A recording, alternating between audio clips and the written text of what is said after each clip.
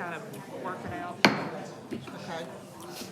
First of all, I'd like to thank everyone for coming out tonight. This is our regular council meeting for February 10th.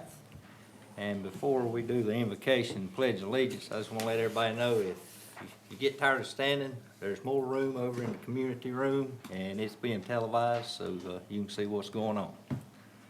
But other than that, we're going to have the invocation is going to be done by Mr. Tony Martin tonight.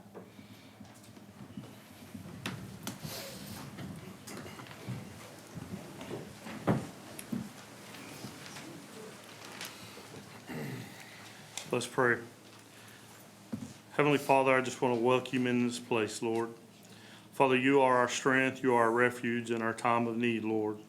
And Father, as we gathered in this place tonight, Lord, it's up to you. It's up to your decisions, Lord, to just do what needs to be done.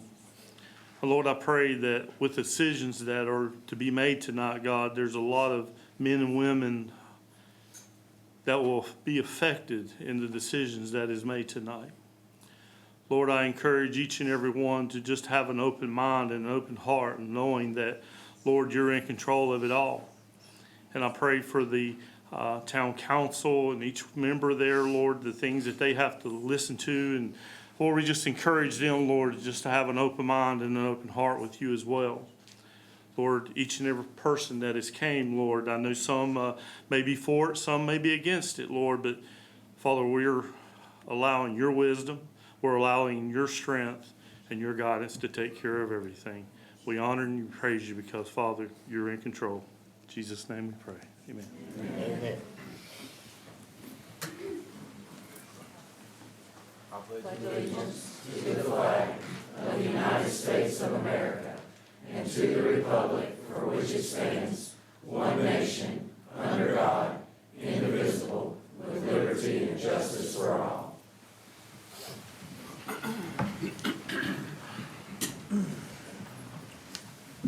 Okay, we've got a couple things we want to do to the agenda. If you would, we are going to switch 7 and 8. So we're going to do citizens' requests and comments will now be number 7. The pavement condition study presentation will be number 8.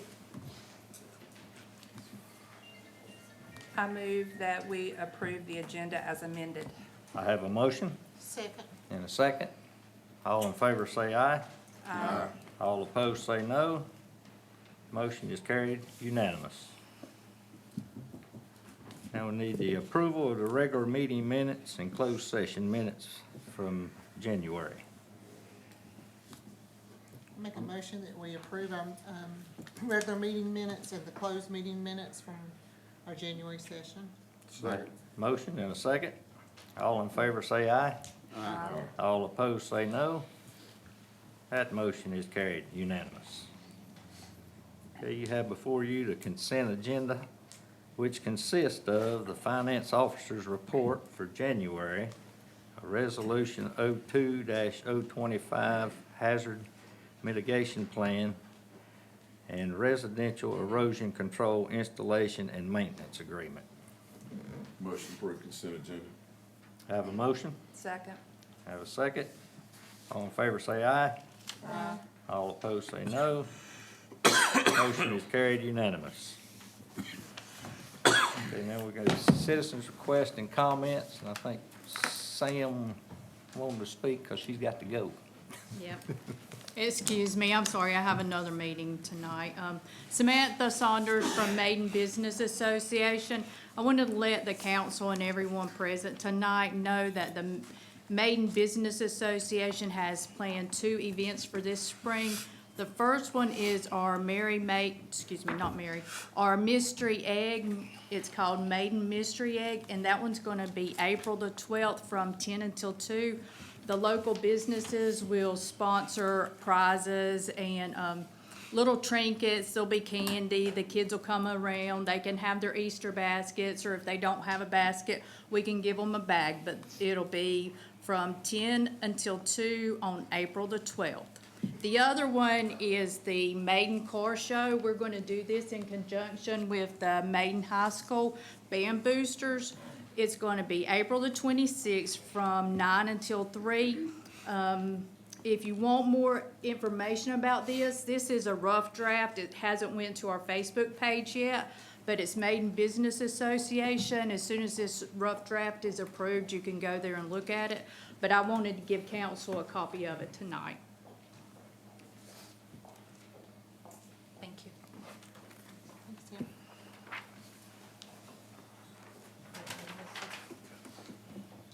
Thank you. Will this event be at the high school? Oh, yeah, it'll be at the Maiden High School. Sorry about that, guys. Any questions? Now, if you'll excuse me, I have to go over there and meet with the band boosters about the car show. Thanks, Sam. All righty. All right, for citizens' requests and comments, anyone like to speak? Mayor, just real quick, everyone, the legislative conference is August 11th through the 13th. Addie should be sending something out later this week or the first of next week, if you would kindly respond to her.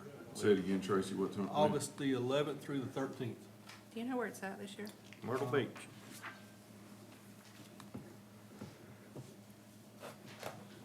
And that's all I have.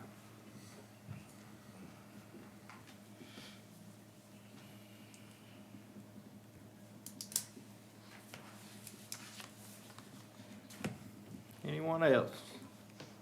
If not, we're gonna move right along. Now you have before you the pavement condition study presentation.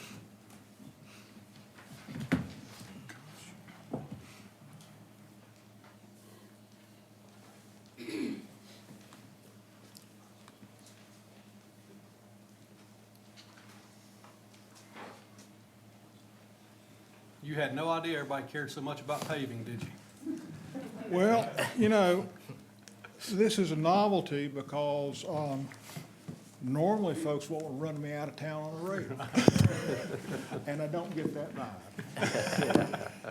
So tonight, Mr. David Hyder from Teague Engineering is here tonight to present the 2024 paving study. Our last paving study was completed in 2015. Thought it was time for us to update it this year. It was part of the budget process. A lot of things have changed, traffic count, development. Certain streets have deteriorated more than others. David's going to give a short presentation. So what do we do with David's data? I asked David and Teague Engineering to do a true third-party assessment of our pavement condition and our streets throughout the town. That was no influence from me, no influence from the manager, council, or the public. I wanted a true third-party assessment of our streets. So what do we do with the data from here? We look at the options, we apply some local knowledge to it. Of course, local knowledge will be traffic counts, future development, what's going on in the area, what fits our budget, and what fits the town of Maiden. David's got some good ideas. Some of them are very, very modern. Some of them are proactive. Some of them are exactly what we're doing now. So I'll turn it over to David. He's going to do a short presentation for you Okay, guys. so let's see, I just slide this? Yep, Just good. slide, just swipe, yep. Well, first thing to know is I changed the presentation while they weren't looking. Because I realized that it didn't quite fit. And so, you know, what I want to do is summarize, and by the way, council and probably everybody in town knows that one of your biggest expenses is your roads, your pavement. And it's also one of those things that if they're good, your complaints go down. If they're not good, your complaints go up. And having worked in the highway business for a long time, your complaints will never be zero. Because some people just, if you paved it in gold, they wouldn't appreciate it. It would be too expensive. But, so basically, I'm going to talk a little bit about the condition of the pavements, the categories of road maintenance, and give you some sort of rough idea for Brian to go forward. Because, you know, Brian lives here, I don't. You guys live here, I don't. Now, what I hope you do is take this to heart, because we can save you, if you do this right, you can save yourself a little bit of money. So, but that may involve Ryan being run out of town on the road. So you got 27 miles of paved streets. 27.6 actually. We put a two-person team out here and they rode every mile of your street system. They didn't do NCDOT roads because that's somebody else's problem. They did all of yours. We use the same methodology that NCDOT uses for similar circumstances. We looked at pavement condition, okay, pavement redundant already. We looked at the type of cracking, how extensive it was, how large it was. We looked for places where the pavement did this, where the wheels were over it. We looked for places where water had been standing, all those things. If you didn't know, water is the biggest enemy to your road maintenance, your road pavement. Your layer of asphalt's about this thick, something like this, to begin with. It's just like the roof on a house. All that asphalt doesn't carry any load hardly. That stone that's this thick carries the load. And if you keep that stone good and dry, it's great. But if it gets wet and stays wet, it turns to mud and mush, and you'll never fix it. So that's my sobbing dance here. Looked at drainage safety. In the event, as a good engineer, good public steward, if we saw something that was obviously unsafe, like stop signs missing, speed limit signs missing, places where people could run off the road and get badly injured, we tell that to you, because that's, you know, that's part of the job. If someone gets killed on your roadways, it costs society basically $12 million. So the less of that we have, the more you guys have for everything else. This is my favorite slide, and Brian likes it. But the little dots are every section of roadway that my team looked at. And the ones on the left, from 87 up to 100, those are sections you don't have to worry about. And you've got 8.7 miles of that. The ones on the far right, those are roads that need to be totally rebuilt. They don't have any structural capacity. They're rutted, they're potholed. Basically, they're in bad shape. You got 5.6 miles of that. Now, I'm going to make a radical suggestion here and say not to focus on those, because that will eat up your routine budget in a heartbeat. Now, and I'm not saying don't fix them. Not what I'm saying at all. What I'm saying is if you're going to fix those, that's a bond project, because you're going to have to dig up the pavement, cut out the stone, redo all the drainage, just like building a new road. You've got 11 miles of stuff that needs to be patched and resurfaced, basically. But where I've put that, look at that eyeglass, that magnifying glass, that's where I want you to focus. And this is the thing that's going to get Brian run out of town, just so you know. Because these are the roads that have started to crack up just a little bit and let water get in. And I spent 5 years doing roadway maintenance for NCDOT. And I know for a fact that the two things you do for that, number one, if it's not too bad, you basically cut it, or you grind it out like a tooth and pour asphalt in it and seal it back. Not a problem. It looks sort of ugly, I'll be honest with you. It looks ugly, but it saves you money. The other one is to put a tar and gravel seal on some of those that need more work. And a lot of the folks in this room, right, if they're like everybody else in the state of North Carolina, they hate it. Here's the thing. If you put that tar and gravel seal down, that's 5 more years of pavement life for less than half the cost of resurfacing. So that's going to allow you to resurface somewhere else. May let you take on some of those smaller roads that are on that bad list. So, this is a map. Gosh, everybody's seen a map.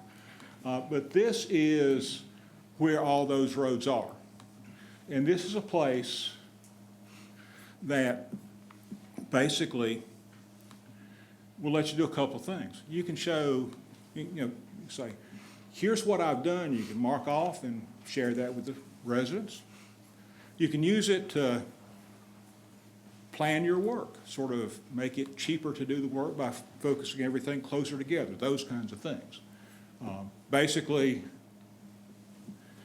this and this tell me the same thing. It's just a little different picture of the same stuff. Now, next one.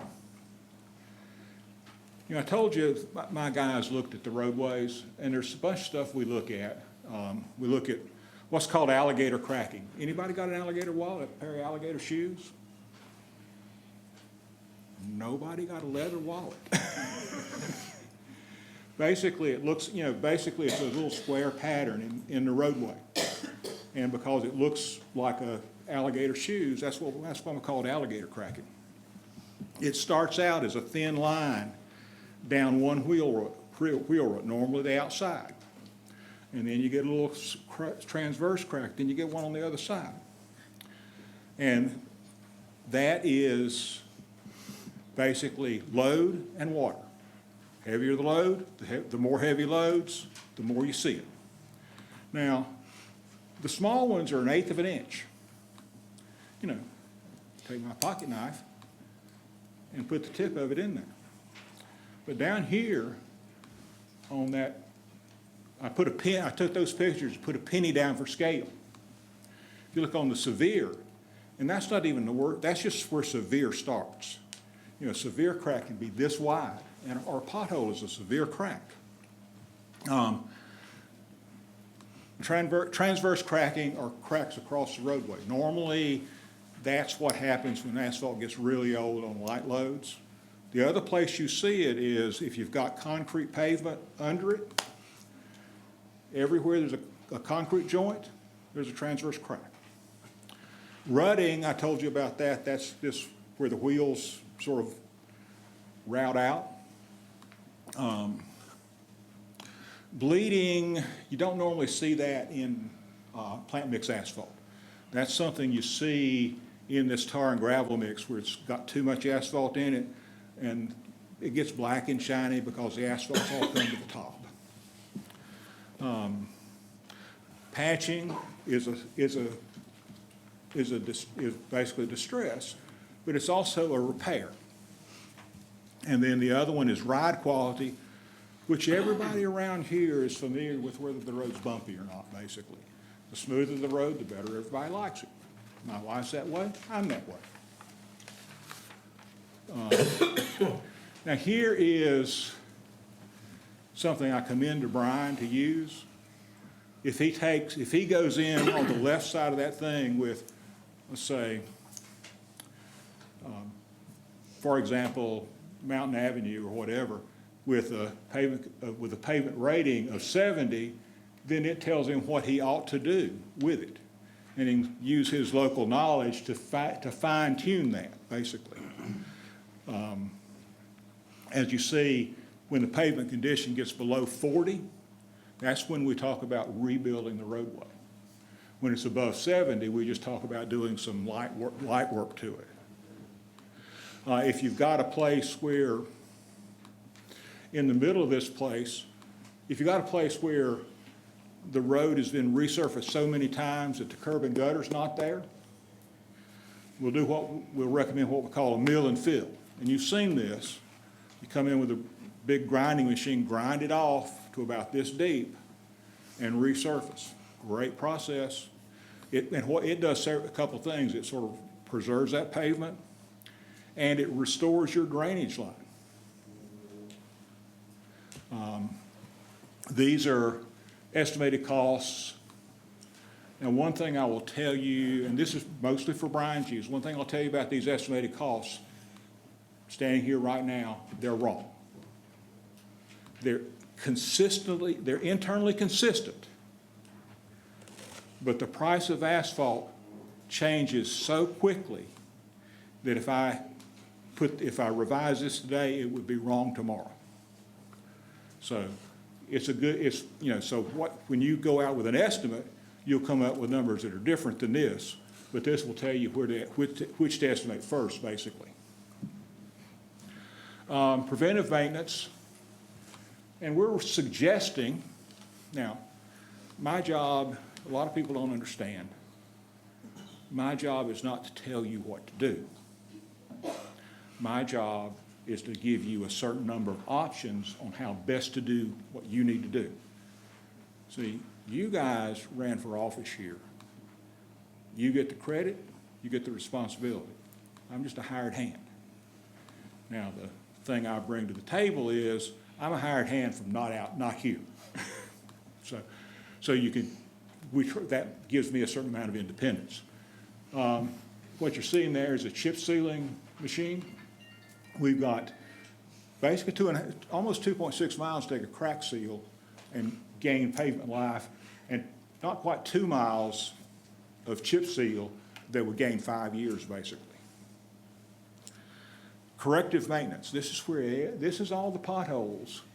And I know, basically we've got 8 miles and $2 million worth of corrective maintenance to do. Over $2 million the way things are going. And I know I'm about to hit the point where you all freeze out because you don't have the money. I mean, that's one thing I've worked for government. I've worked for the city of High Point, worked for the state of North Carolina. There's never enough money to do what's got to be done. So you got to set priorities. And I'm aware of that. But I would not be doing the proper job if I didn't tell you the worst of it. You may get by with less. It may take more. But one thing I learned early on was if I tried to hide the bad from you and it turned out to be worse, you'd have my head. It's just, it's better in my line of work to tell you the truth, or the best answer I can give you.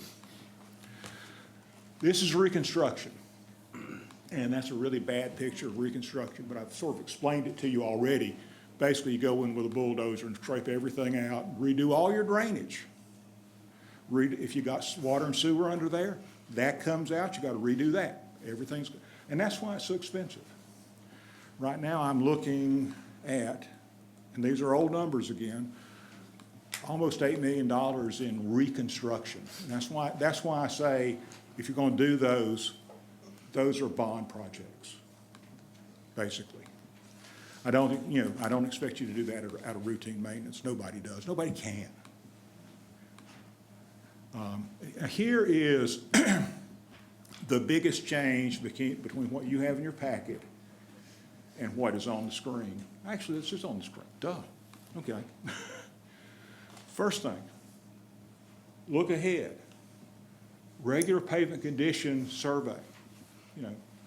Probably every 5 years is a good idea. And, you guys don't have to call us. If you find somebody you like better, call them. But I strongly encourage you to do that 5-year maintenance plan, that 5-year program, because that gives you feedback on how things are going. The other one, every year, your staff needs to do an inspection of things because roads get worse in the winter. Snow and ice are a bad problem. And if you ever notice, my wife has been with me, married to me for so long that she's better at it than I am now, that right after a snowstorm, there's always a bunch of potholes in the road. So that's worse. Develop a resurfacing program, if you can afford it. And the last one is construction bonds. I keep harping on that. This is money. My favorite topic, and the one that is not obvious, keep the drainage in good condition. Clean out the crossline pipes, clean out the curbs and gutters, clear the storm lanes, maintain the ditches. Everywhere water is standing is a place where you're creating a problem yourself. You know, and one of the things we put in the report for Brian, two things we put in the report for Brian's help. One is the NCDOT's standard drawing for replacing a pipe. You know, a lot of people don't know how to replace one. Brian may not. But to be helpful, that's there. The other thing we put in there is a set of standards for new construction. Again, they came from NCDOT. One of the things they told me not to do is never reinvent the wheel. If somebody else has done it, use it. Basically, plagiarism is good engineering. Routine maintenance. If you sweep the streets occasionally. Particularly downtown, but you know, everywhere that you have buildup, sweep the streets. Crack sealing. You know, you've heard me say that like 3 times now. Pothole patching. The pothole runs all the way down to the stone. And so if the water just sort of sits there and sort of seeps out. Seal coating and chip sealing. The last thing that I want to mention is watch your traffic. The places, trucks are, the numbers they gave me used to be something like 1,000. One heavy truck, one overloaded truck is worth 1,000 cars. And so it doesn't take many to damage a roadway. So, and I'm just about done. In fact, I am done as soon as I finish this slide. This is a tool to help you save money and get a better result for your residents. We strongly suggest that you do preventive maintenance. NCDOT has changed in 30 years, thank heaven. Now they say the right pavement, the right time, the right treatment. Used to be they said, we're going to resurface 20 miles of roadway, not a problem. They changed that, and I don't see those long resurfacing stretches anymore. We do suggest that you use good products. And we do suggest that you use accepted standards. And that's me, and I know you guys got a long night. Unless you have a set of questions, I'll be glad to go away. So keep in mind, you do have this in your packets to look at. At some point in time, Brian, I would sit down and like he said, use our local knowledge to talk about some of the roads that we're aware of that maybe traffic's increased on, bring us back maybe March or April. Perfect. So is this considered a traffic, not a traffic, but a road maintenance study for the roads that you said were the worst? I mean, you evaluated those. Well, we evaluate everything. Yeah. And the idea was to evaluate everything and tell you which ones are the worst. Yeah.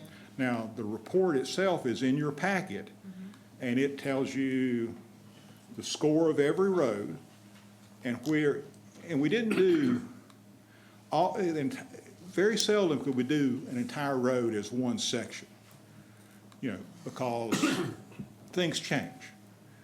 But it tells you, okay, from, let's say, use hypothetically, Elm Street from Cross Street to Dick Street is pavement condition 60.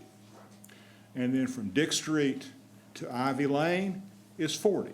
Well, there's no point in doing something on the 60 if you want to fix the 40, basically. So we divided it up into what I would call bite-sized fragments. So with, you know, previously we did have a study and there was a, based on need, a list developed as where streets were on the list. So does that completely go away and is replaced by this? No, I mean, how's this gonna work? There's a slide in the complete packet that has the streets listed out by street and by grade. If you look at this reconstruction, List every street in town and the grade Yeah. out beside it. This, but we have had this years past, and there's still been a list we've been working on. So for instance, if I lived on West Main and I was coming up next, I was gonna be fifth on the list, so I'm getting close. But now with this reevaluation, maybe part of West Main went 29th on the list or wherever. Is that, you understand what I'm asking? I understand, and that's a So I concern. think that's important for residents to understand, It because a is. lot of people are very focused on that list Yeah. and where they're at on that list. And this is a more updated, to replace that list. Yeah, That's it's what I'm it understanding. is a more current list. Yes, You know, West Main may have stayed the same because of West Main was built to a certain standard, whereas the next street over was built to not as good a standard, and it may have deteriorated faster, or, someone may have put a concrete plant on that other street. Well, that's gonna beat it to death. Or the reverse. West Main could have gotten way worse suddenly. So, Yeah, to your point, Beth, you might have been first on or next up on the Right. old list. You might be fifth up on this list, or vice versa. you might not even be on the list. Yes, everybody's on the list. everybody's, You may not be priority on the list. everybody's somewhere on the list, ma'am. It's just some people don't, there's some stuff out there that basically we saw was as good as it's ever gonna be. And do you really wanna spend money on that? I mean, just, on the other hand, I understand your point that, somebody may be surprised to see the new list. That's another reason to do the list more often than every 10 years. You do it every 5 years, you can sort of keep track of it, Well, I basically. think that's the key here. The list we're working off is 10 years old. Yeah, Yeah. that's the. I mean, that's what everybody needs to realize. Yeah, And there's still a lot of focus on that Oh, I ten-year-old know. list. I know. Trust me. and I don't, and I don't know, I don't know how the list changed because it didn't look. I mean, I could have, I guess, and should have possibly, and made some discussions of that, but that, again, is, But in fairness, that's probably good for us to know if Brian, you and Tracy can do a bounce off and say, That goes to putting local knowledge to David's data. yeah. yeah. Yeah. Now, the only thing I can do is, I can, if we did the old list, I can take the two lists and say how much changed. Now, we didn't do that because that's not the way we structured the study, and honestly, none of us thought to ask that question. And it's probably not really important because it is what it is right now. It is what it is right now, yes, So ma'am. that's what you have to deal with. I think that's what's important, that Yeah. we're clear Yeah, about the list. yeah. We're Well, now, painting yeah, ahead and for that's- potential yeah, questions. Yeah. And NCDOT used to do the list every 3 years. And when I was working for them, I was maintenance engineer in Rutherford County, and I did 800 miles 3 times. And so that's, and you can see the change. And at some point, if the list is 10 years old, you're looking and going, well, what have I got? When it's 10 years old, you're really guessing. Because you don't know you lose track of what's changed, basically. Well, and things change more quickly than you thought they were, so Yeah. number 3,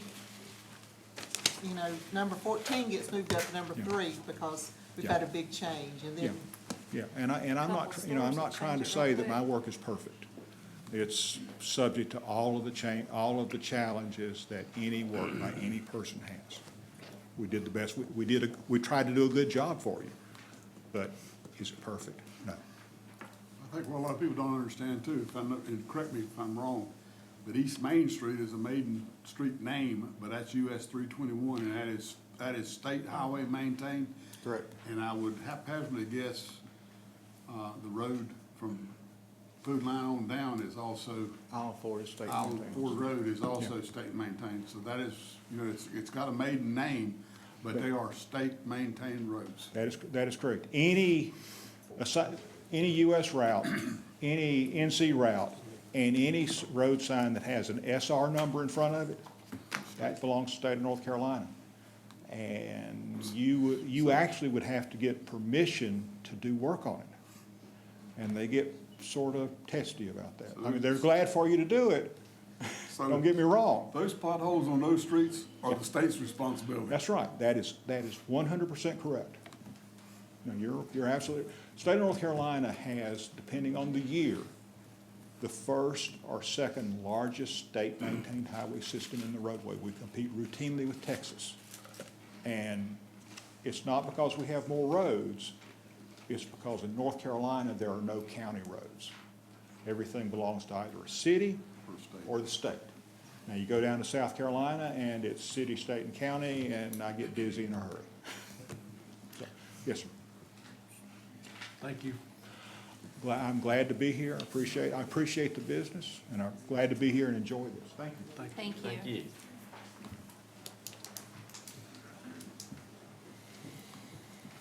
Okay, next we got the appointments of a Planning and Zoning Board of Adjustment appointment inside the city limits. We had one of our members who gave up their seat, so we got to replace it. And I have a gentleman who said he would do it. He's done it before, Mr. Ken Alton. So if y'all would agree to that, we'll need a motion to accept him. So moved. Got a motion? And a second? All in favor say aye. Aye. All opposed say no. That motion is carried unanimous. Okay. Before we go into the public hearing, I'd kind of like to get a poll of who all is planning on speaking. That way we kind of know if the council would like to maybe set up a 3-minute. Is there more in the overflow room? Blake, is anybody back there? See Raising if their anybody hand. back there is wanting to speak.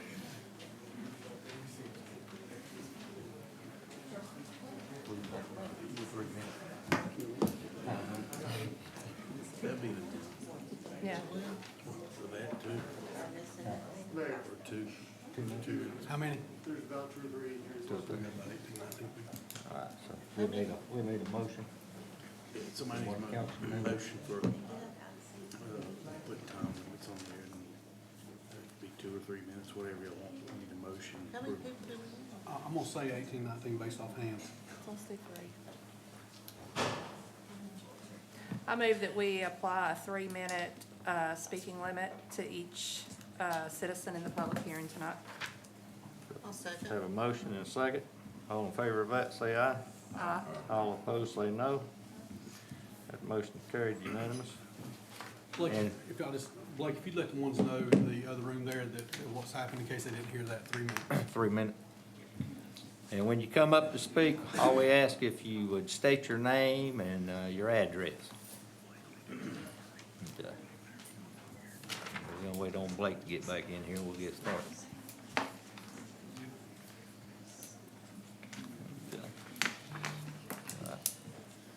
We're now going into the public hearing for rezoning of Zeb Haynes Road, ZMA 2-2025.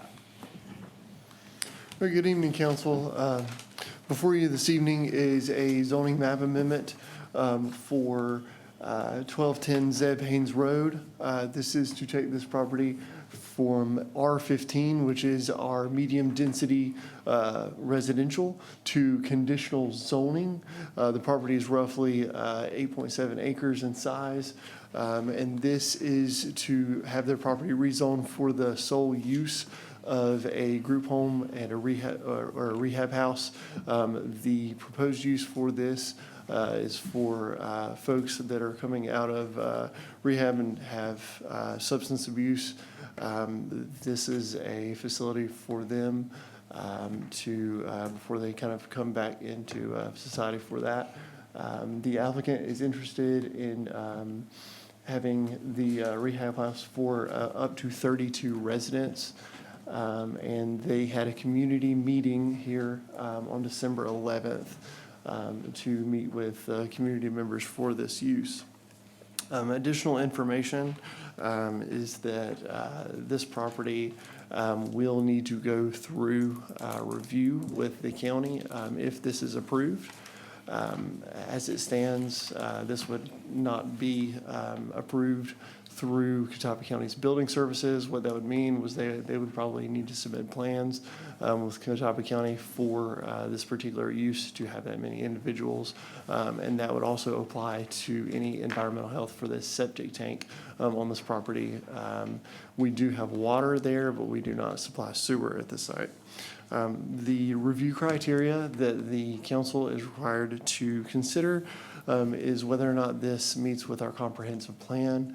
It is consistent with the comprehensive plan. The next is whether or not it is consistent with applicable federal, state laws and regulations.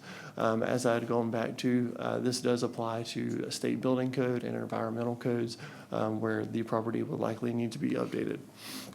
The next is whether or not we would be able to supply the development resulting from this amended ordinance.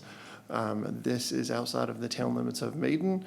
The services for this property from the town would possibly be sanitary water, or I'm sorry, not sanitary sewer, but would be town supplied water. And then police services would be through Catawba County. The last would be whether or not it's in the public health, safety, welfare, and in the public interest. The applicant states that the facility is intended to reduce drug and alcohol addiction and lower crime rates in the community and improve the community health.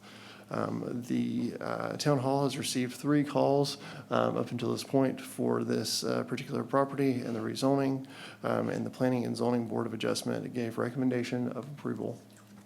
I'll take any questions. Can you share the 3 calls, the concerns?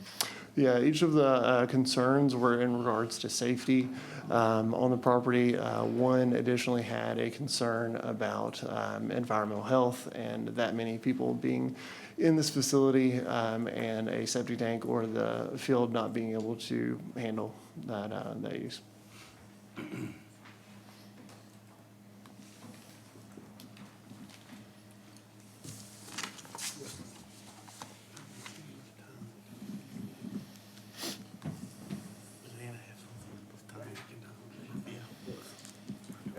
Official timekeeper. Just raise my hand when time's up. Okay. Thank you, Blake.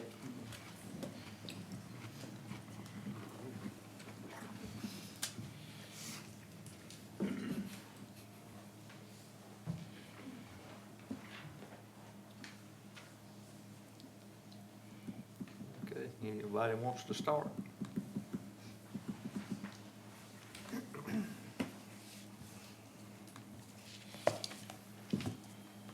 Good evening, council. My name is Brad Davis. I'm the lead pastor at Living Word Church. Just want to give a brief history, not only to you, but also to our fellow citizens, how Hope Center Ministries came to the forefront here in Maiden. In the fall of 2022, I shared this vision with our administrative council, many that are in this room today, about a need that I saw in our community. I got here in September of 21, and just in that time frame, ran into families in our church that had folks that had dealt with addiction and substance abuse. And they were looking for ways for this to be solved, or finding an opportunity for whether it was their child or their brother or their husband, someone that was going through something difficult. And I knew about Hope Center Ministries when my time in Oklahoma, and I knew the founder of Hope Center. Hope Center's name is Josh Hanna. And I began to talk to him about it, and I shared the vision with our council in 22, and many of them would be just like folks in this room. We don't need that in our community. We don't want that. They kind of pushed back, which was fine, and I just was waiting on the Lord. But unfortunately, for those individuals, some of their family members got caught up in a substance abuse issue, and they recognized that we needed something for our community. And so in the summer of 2023, Hope Center had to come and approve our site, came and did a survey of our town, our county, and they approved us to have a Hope Center here, that we'd be a sponsoring church. Then we had to raise some money, so we had to put some skin in the game. And our church in 5 months raised $190,000 to bring in Hope Center. The reason they want us to put money in, because they're going to invest $1.2 million in our community by not only buying the property, but also vans and helping these residents find jobs and all they're going to do to help in our community. And so we spent all of 2024 looking for property, and we were able to come across this piece of property, and then we began our process of speaking with you about why this is necessary. Addiction is a real thing. Many people are affected by it. Maybe not you personally, but there are folks in our community that have been hurt, have lost loved ones, have loved ones that they don't even let them come around their home anymore because of what's happened. What I love about Hope Center is that they are very kind of narrow in how an individual can be a part of the Hope Center ministries. Anyone that, of course, has a substance abuse issue can be a part of it, but if they have any sexual criminal history or any violent criminal history, they're not allowed to be in the program. This is a faith-based program. It's Christ-centered. And so these individuals have to want to be a part of something like that. There are many programs out there, but to be a part of Hope Center, they understand they're coming into a faith-based ministry. And us being the sponsoring church, many of those individuals will be coming to our church and their families as well. Right now, I know my time's getting close, just kind of keep me close. Right now, we know that over 60 people from our county, from Catawba County, have been sent to Hope Centers up in North Carolina, Virginia, and then there's 6 individuals from Maiden right now that are in Hope Center. And if we have one open here, 4 of those individuals will come back and be kind of the seed residents to help this ministry make an impact. And so I wanted to invite Bradley Atkins to come up and share a little bit about why we need to have this ministry. Thank you. And just as a reminder, she'll start the clock when you start speaking. Good evening, council. My name is Bradley Atkins. I'm a 2004 graduate of Maiden High School who did academically well and lettered in multiple sports. Now, I am a proud husband to a Maiden school teacher and a proud father to 2 wonderful children enrolled at the elementary school. In addition to that, I'm a volunteer coach, active member of Living Word Church, and most importantly, a redeemed child of God. Maiden, the biggest little football town in the world, has been a beacon of light to the county Unifor area and the state of North Carolina for athletic achievements for many decades, an almost constant glimmer of hope and happiness to those in the area.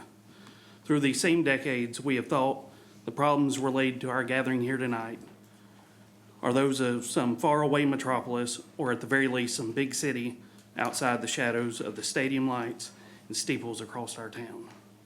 However, if we have a true reflection upon our lives and those we know, we've seen the grips of substance abuse impact the lives of many in the immediate shadows of our town. Some are functioning addicts, some are simply viewed as those from the wrong side of the tracks. Or some of those are those that didn't escape the teenage sowing of wild oats. For far too long, we have watched, enabled, and ignored our contribution to these situations. We watched those on the other side of the tracks, and we enabled or ignored the warning signs of others because the scoreboard said we were winning. As we looked the other way, those teenage wild oats turned into end zones filled with mini bottles and lifelong addiction. Addictions impacting families, relationships, and viable contribution to our community. Even worse, putting a grip on hearts, holding them back from eternity with our Heavenly Father. Serving day to day and week to week in the church and in the community, I see the impact we've had for turning the blind eye all these years. I've seen classmates, teammates, friends, family, and fellow citizens not escape the grip, being unable to live a full life. We have and will continue to help people become champions on the field and in the classroom. But I hope we can also help people become champions in life for themselves, for their families, and very close to my heart, our Lord. So I'll leave you with this today, a question to ask yourself. Do you want to be a part of more than an underdog story on the field, or be a part of an underdog story of someone's life, leading to restored lives, restored families, and restored communities? Thank you for your time.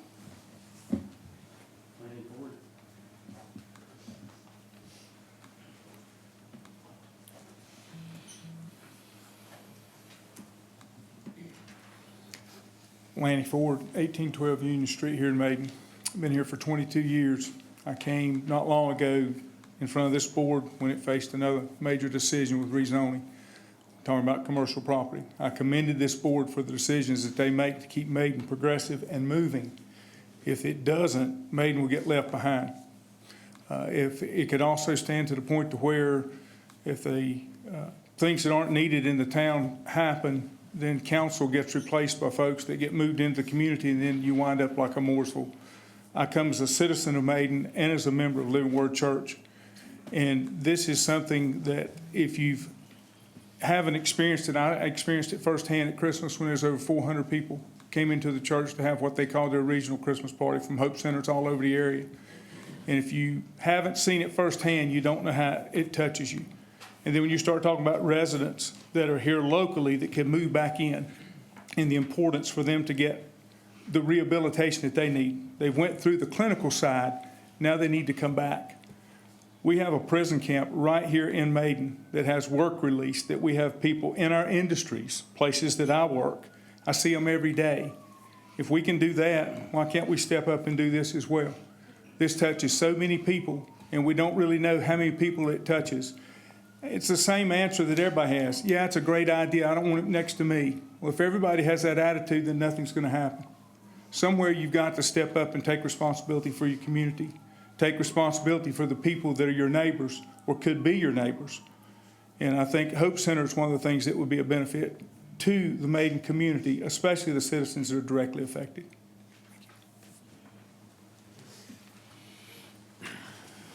My name is Brennan Travis. I'm executive pastor of Living Word Church, 923 Allen Ford Road. I could sit up here and tell you about how addiction has touched me and my wife's family over and over again through family and friends and coworkers. But I want to come at it from a little different stance. Since we've been involved with Hope Center, some of our congregation and myself have been able to visit some of the houses at Hope Center. A couple of months ago, I got a call, and a gentleman from this area, they wanted to check him into Hope Center, and there wasn't a bed around here, and so we had to take him off somewhere. And he had been through detox, and he was living in his car on the side of the road, and all he needed was a ride. And so we agreed. We thought we'd give him a ride. I picked him up in a broken down car on the side of the road, and on the way there, just making conversation, trying to encourage him, I told him that I thought in a year from now his life was going to be totally different, that he would not know himself in a year. And I'll never forget his response. I wrote it down. He said, "Honestly, I've learned not to look at tomorrow. I don't even have today figured out. Today, I'm just looking forward to a hot meal and a place where I can lay flat out and get a good night's sleep, because you see, I can't stretch out in my car and I hurt all the time. Do you think I'll get that?" I assured him he would get that, but I'm going to be honest with you, I was curious about what a 32-bed men's house would look like, because if my wife leaves and leaves me and my son in the house for a weekend, it's a disaster zone. So when I arrived at the house, it looked like any other house. If I didn't have the address, I wouldn't have known it was the house. In fact, it was the best looking house on the street. The yard was perfectly manicured. The house was immaculate. Everything was clean and in its place. Lunch was on the stove and cooking. It smelled great. I was hungry when I walked in. We checked the gentleman in a few minutes. He had his belongings, which he had in 2 trash bags, checked through and cleared to be in the house. He was checked in. He was shown his bed where he could stretch out and sleep for all the nights that he would be there. The men served him a hot meal within 30 minutes of being there, and each one of them come up to him and hugged his neck and welcomed him by saying, "Welcome to the family." He's thriving, and he's going to come back to this community, and he's going to come back healthy and well. Lastly, I just want to tell you that I want you to understand Hope Center doesn't bring more drugs in the community. The drugs are already here, family. It doesn't promote addiction in the community. The addiction is everywhere. Hope Center will give men in the community a fighting chance to get back what drugs and alcohol has taken from them. Men will get back their lives. Mamas and daddies will get back their sons. Wives and children will get back their husbands and dads.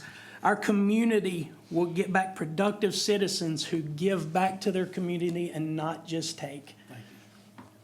Hope Center is a thing that we should do because people need help. And who's going to help them?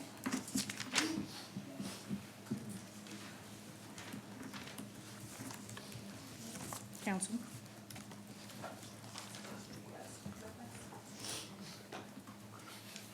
Forgive me, I wrote it out. Is So I it, can- do we pass this around? Yeah, you guys can keep that. Okay. Brittany Weaver, I live off Springdale. So while acknowledging that Hope Ministries nonprofit status and their goal of aiding recovery, several concerns arise regarding this proposed facility. As a former law enforcement officer who served this town for several years, and an individual with a degree in human resources, specifically responding to victims of crisis and trauma, I've witnessed firsthand the challenges posed by transient individuals with substance abuse. My experience here has shown me that the lack of local resources often contribute to a cycle of instability and criminal activity.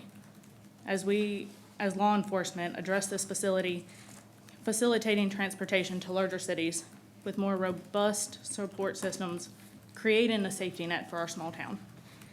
While I understand Living Word Church's desire to help those in recovery, the proposed Hope Ministries facility raises serious concerns, especially given its location and the circumstances surrounding the establishment. The proposed site is less than 1.5 miles from every single school in our town, which to me is simply unacceptable. The proximity puts our children at unnecessary risk. Regardless of the intentions of those in recovery, the potential for relapse and related incidents exist. It's not about stigmatizing those in recovery, it's about prioritizing the safety of the children. Director Horton mentioned taking individuals from this area to other facilities. I would assume that it would work vice versa in a similar manner. I would ask anyone here present tonight to visit Salvation Army on Lenore Ryan Boulevard, the Oxford Houses in the city of Hickory, the Outreach Ministry on Fairgrove Church Road, and ask them how taxing on their resources these centers are. The city of Maiden, when fully staffed, have 3 officers working at night, and the county has 2 deputies per zone. Zone 3, which is where this facility would be located, is over 100 square miles, being the largest zone that they would respond to. 2 full-time staff members working this facility during the day and 1 at night are woefully inadequate to supervise and support 32 individuals in recovery. This raises concerns about the program's ability to effectively manage potential relapses, mental health issues, and other emergencies. What qualifications will these staff members have? What is the plan for if 1 or more of these individuals want to walk off the facility property? My experience in this town has taught me that proactive measures are essential for community safety. Councilmember Rudisill made a great point when acknowledging the reality of repeated failures in addiction recovery when this came to the council back in September. This isn't about judging individuals struggling with substance use disorders, but recognizing the inherent challenges of recovery and the potential consequences for our community. The American Addiction Center reports, as of August 13th, 2024, chances of relapse with opioid addictions are higher than any other drug, with as many as 91% relapsing, 59% of those within the first week of sobriety, and 80% within a month from discharging from detox. We know that relapse is part of recovery. We also know the effects of relapse can include paranoia, violence, impaired impulse control, anxiety. The question isn't whether relapse might happen, but how we as a community will manage the potential consequences when it does. With 32 individuals in the program, the statistical probability of a relapse is significant. Rest 3 minutes, thank you. Yes, sir.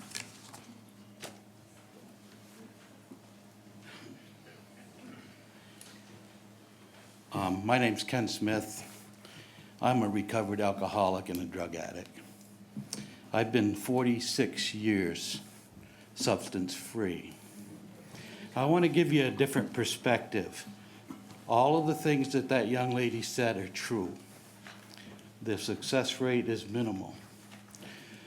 If you have a house on the street that's in disrepair and there's a junk car out there and it's an eyesight for the whole community, and somebody comes in and they restore that car to its original luster, and they restore that home to the most beautiful house on the street, you applaud that.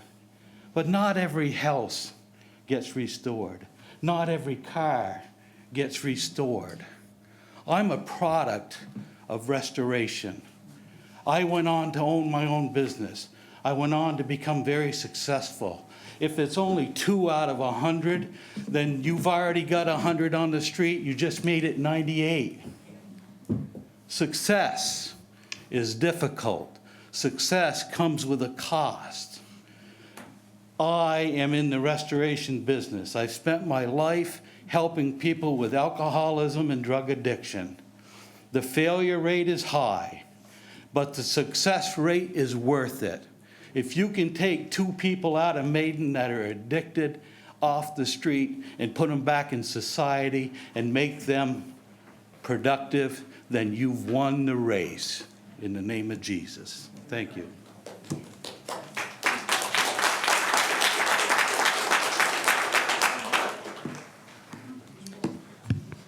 My name is Joni Goodson, and I'm a member of Living Word Church. I am also a certified alcohol and drug addiction counselor. I want to begin by stating that there is no word for a parent that loses their child. A child that loses their parent is an orphan. A spouse that loses their husband is a widow. I'm going to read the very last letter that a young man that had such a bright future ahead of him, that he wrote to his mom. But he was sick, just like someone with cancer, just like someone with alcoholism. It's a sickness.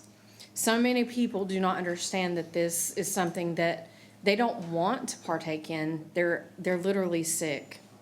This young man loved the Lord more than anything. He just didn't have the correct resources at the time. The letter states, Mom, I first want to say I'm sorry. I'm so sorry. And I know those words don't mean much anymore, but I promise you with my whole heart and soul that I am very sorry and wish I was different. I wish I could go back. I have a disease, a mental illness, and that's not an excuse, and I don't want it to be. But I do have something wrong with my brain, and it perceives thoughts and emotions and rationality and decision-making whenever I'm under the curse of drug addiction. I was doing good mentally and spiritually, but once I gave in and reintroduced that feeling of that intense rush and high, I was done for. At the time, I didn't know it. I didn't want to get high again because of the shame I felt from it. But by the time the second temptation came, I was so much more vulnerable and weak. What I do, what I've done, the things I've ruined, etc., when I think about it, it makes me want to scream and cry and pull my hair out because I feel so out of control and I wish I could make everything different. While I'm in the middle of a drug addiction, I can never stop on my own, no matter what I think. Because what I want to get, the rush I hide again, because it's the only thing that brings me peace in the middle of all my shame, even though I know without a doubt it won't fix anything, just make it worse. That's the only comfortable decision I can make. I can't stand to even think about reality when I think about how I've lied to you, made you feel like an idiot for tricking you. It makes me despise myself. Just at least know that by me doing this to you is what pushed me over the edge to make the hard and uncomfortable decision to do the only thing I can if I want to quit getting high and regain my life by going to a rehab. Thinking about what you do makes me so miserable, and please believe me that I'm sorry, and I really do love you so much. I'm stuck right now. For me, I know there is only one way back out. I have to put myself in a place where there is no access to drugs for at least a couple of weeks. Could be jail or a nice rehab.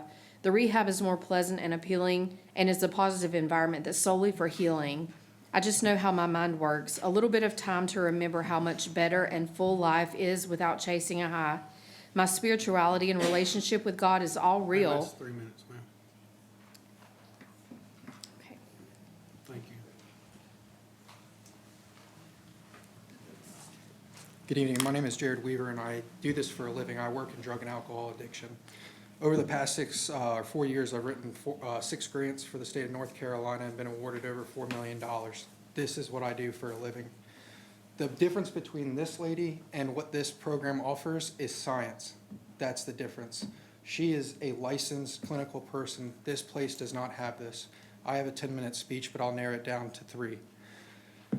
The program that I run here covers Burke, Caldwell, and Catawba counties. We have a 97, 94, and 96% success rate of recidivism, which means the individual's the individual getting rearrested within 3 years. The gentleman from this Hope Center here will not tell you these individuals can leave.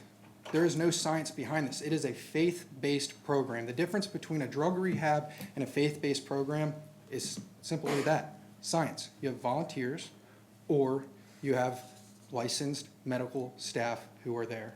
This program will now push our law enforcement at nighttime who have 2 people, a 16-to-1 against people at this house if there's an issue. We were told that people are court-ordered. Mr. Deaton, correct me if I'm wrong, can you be court-ordered into a Christian program and forced to follow by a Christian guideline and study the Bible? Not that I'm aware of. No. There are not lies that were told. There are mistruths that were told by this organization. And I can sit here and tell you all day long, for you invest in stocks, you take other people's assets. Do you do it on a gut feeling or science, statistic, and data? Science, statistic, and data. The science proves that if you have licensed individuals, you have success. That's why we have a 97% success rate and they have a 67% success rate of graduating. If graduating is where you're at, then everybody in jail gets 100% graduation because they did their time. I reached out to Hope Center Ministries on the 21st and 24th of January. This is what I do for a living. I read data and I do this in this county. I love recovery.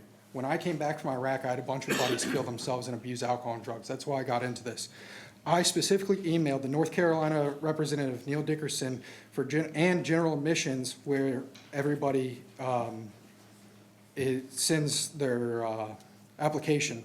I did not get any email back explaining any data, statistics, a SWOT analysis, strengths, weakness, opportunities, threats, anything, private evaluators. That is the difference between what I do and what these individuals do. I have the federal government that backs me with grants as long as I provide data that works. These individuals do not have data. We just sat here and listened to an organization or a person tell us about statistics for streets, but we don't have any statistics for this program that's coming in. How is this possible? Tell me, because I can sit here all night long and go through my program's data, but I get cut off at 3 minutes. Thank you, sir. Thank you. I was gonna say, that's pretty good time. My name is Tracy Nichols. I'm the director of our Florence Women's Center. I'm also a recovered addict. You want statistics? I am one. Prior to Hope Center Ministries, I had a 7th grade education. I'm now a college student. Prior to Hope Center Ministries, I started using drugs when I was 13. Hope Center Ministries gave me a place that I could go and not get a doctor to tell me what's wrong with me, but really have someone teach me how to find the Lord to find what was wrong with me. I was abandoned young, and I had issues that I didn't deal with it. I coped with drugs. I'm not saying that Hope Center is for everyone, but I am a living proof. And it's not court-ordered. I was a court-ordered. It's balance upon completion, meaning a judge gave me a blind plea. He said, Tracy, if you want something different, show us something different. I went and I showed him something different. Not only did I complete and graduate Hope Center Ministries, but I interned and now I'm an employee of Hope Center. Now I have people that look up to me. I never thought that would be something that happened. And it's not Hope Center Ministries that did it. It's God himself, but Hope Center gave me a place that for 1 year, I had a bed, I had food, I had clothes, I had hygienes, I had everything I could want or need so that I could fix what was broken within myself so I could be successful. Thank you.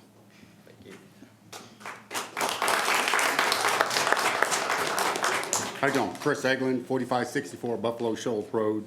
Yeah, forgive me, I have several social anxiety, so, but anyhow, I don't know anything about this Hope Ministry. I don't know anything about this church or anything else. The only thing I do know is I saw something last night where somebody posted those people, we don't want them in our community, okay? I know that the effects of addiction, I have a brother that spent 25 years in prison because of his addiction. I have another brother that died because of his addiction. Another brother has a permanent brain injury because of his addiction. Okay, now I can stand here in front of you today, 21 years sober. Okay, and it wasn't because I worked for a facility in the jail. And it wasn't that did it for me, it was the fact that somebody reached out their hand and offered to help. It had nothing to do with, going to jail or anything else. They didn't help me there. But when somebody reached out to him, I'm a member of Alcoholics Anonymous, Celebrate Recovery, and it was that hand that when somebody reached out is what did it for me. And it was my personal choice. Nobody could force me into it. I had to make that choice. So I'm sorry about my nervousness, but I couldn't just stand there and just hear one of those people. I'm one of those people, and I'm proud of it. Those are our brothers, our sisters, our mothers, our fathers, grandparents. We don't know. But I'm proud to be one of those, and I'm here today recovered. Thank you.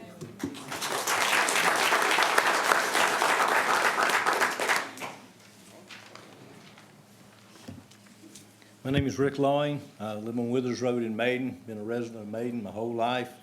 I was actually sit where y'all sit for 4 years. I was a councilman here. I was the fire chief of Maiden for 4 years. I spent 28 years on the fire department in Maiden. I love this town. My whole life's invested here. I have several businesses. I have properties here. And Brother Brad brought this to us. I was on the board at Living Word. And he can tell you I'm very boisterous about the way I feel. I was completely against it. I said, we don't need this. We've got too much going on in our church. We don't need to raise, like Brent, $190,000. We need to spend it somewhere else. But God has a way of changing your heart, your mind. 6 months later, he said he was going to bring it back to you. We'll talk about it later. 6 months later, my wife's brother had an overdose, killed him. So it brought to home, I'm thinking, well, God, open my mind, open my heart.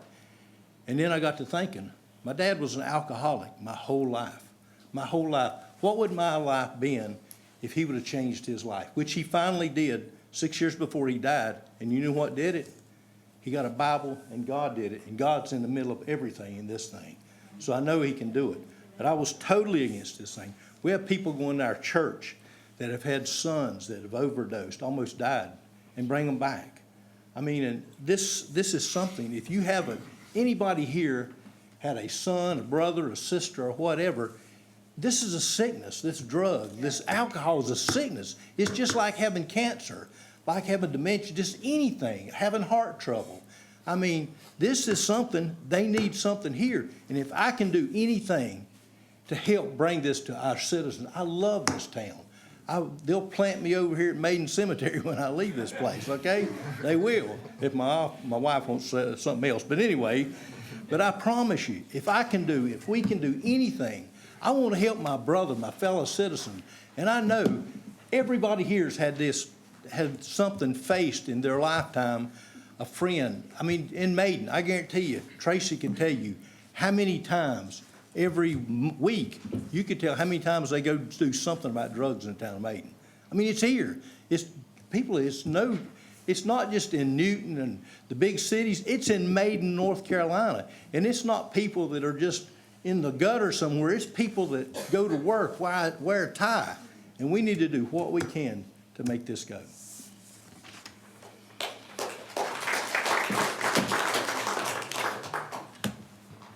Hello, good evening. I'm Summer Schultes, address 4137 Providence Mill Road in Maiden. I was in the same boat with Rick. I was completely against this, owning a business in Maiden. I thought, oh my gosh, what's going to happen? And I was worried I hate to say this, but what riffraff's going to come in? What's going to happen? Of course, then there's a dog park that I'm really pretty certain is going to bring in a lot more riffraff than this ever would. So that's a whole nother meeting, though, that we can address maybe once some trees are planted. Just a couple things with Pastor Brad I want to address.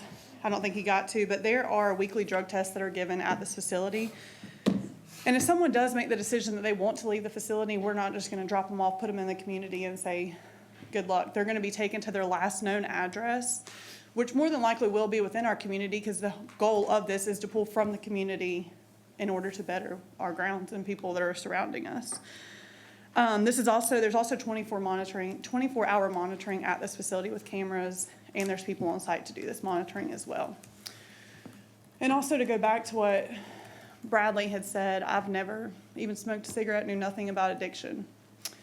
But I have been in the middle of a 4-year divorce, almost 5 years now. And I have kicked and screamed and said for 3 years that he was addicted to cocaine. And there's people sitting in this room that literally punched and kicked and spread rumors and lies, and I was the crazy one. And finally, by God's grace, before we finally went to a final custody hearing, We had a FaceTime call, and he was belligerent out of his mind speaking to his child. The saddest part of that is my child didn't know any different. She wasn't like, what's wrong with you? So for me, that made me think she thought that was normal.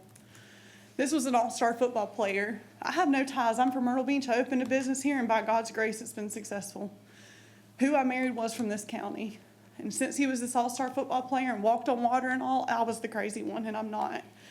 But I will say that nothing is supposed to be brought to light. No one's supposed to hear about this. But the truth of it is, there's got to be something local because they don't want him to go far away so nobody can find out and this and that. If there was something in our backyard, maybe that could be his hope once, he's had counseling and he's, admitted there's a problem and help and all that has been done. And Hope Center could be the place, which would make my entire testimony come full circle. Because Living Word has been my saving grace. Pastor Brad came literally in the depths of my divorce. And it has made me find peace in the most chaotic times ever while running businesses. And all I'm asking, though, is just for this shot to be in our backyard. I know it will go well. The people that are backing this are the best you could ask for. We run businesses. We want success for Maiden. I've never seen a community closer. To be honest, in 2016, I called y'all Maidenites. Y'all would all talk about each other, but when it was time to go together, you're all polishing shoes. You will take on the world. I love this community, and I want nothing but the best, and that's all that anyone in this room wants. And if Christy can come up.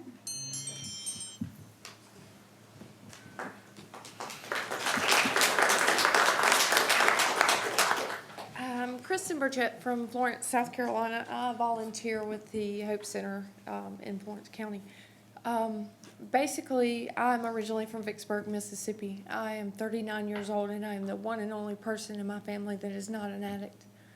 And that is because I'm 700 miles away from them. I was a product of my environment. This year, or last year, I brought my sister in. I got a phone call that she was homeless. She's a methamphetamine addict. And I called every rehab facility known to me. No one would take her because she didn't have insurance and we didn't have the cash to put her in the home. I heard a rumor that Hope Center was going to be opening in Florence County in March. And I miraculously got in touch with a lady who knew the church that they are affiliated with. And I spoke to a man about my sister. I cried to a strange man about my sister who was willing to pray with me about her. They never once asked me for money. They never once told me no. They were going to just let her walk in the doors. And they wanted to love her and show her and teach her that life could be good. They don't turn people away unless, like she said, they're violent. They have a violent criminal nature. You say protect your children. There's fentanyl, there's Narcan in elementary schools now. How are you going to protect your children from that? It happens everywhere. We have to keep these places in our communities to help our communities. If you don't have something like that and you don't have the money to pay for the help that you need, they just end up homeless on the street. There's nothing you can do for them. Hope Center is the one and only place that opened their arms to me. Myself, my best friend is here with me. She volunteers with me too, and she's going to come up and speak about how she felt about me volunteering with them. Thank you.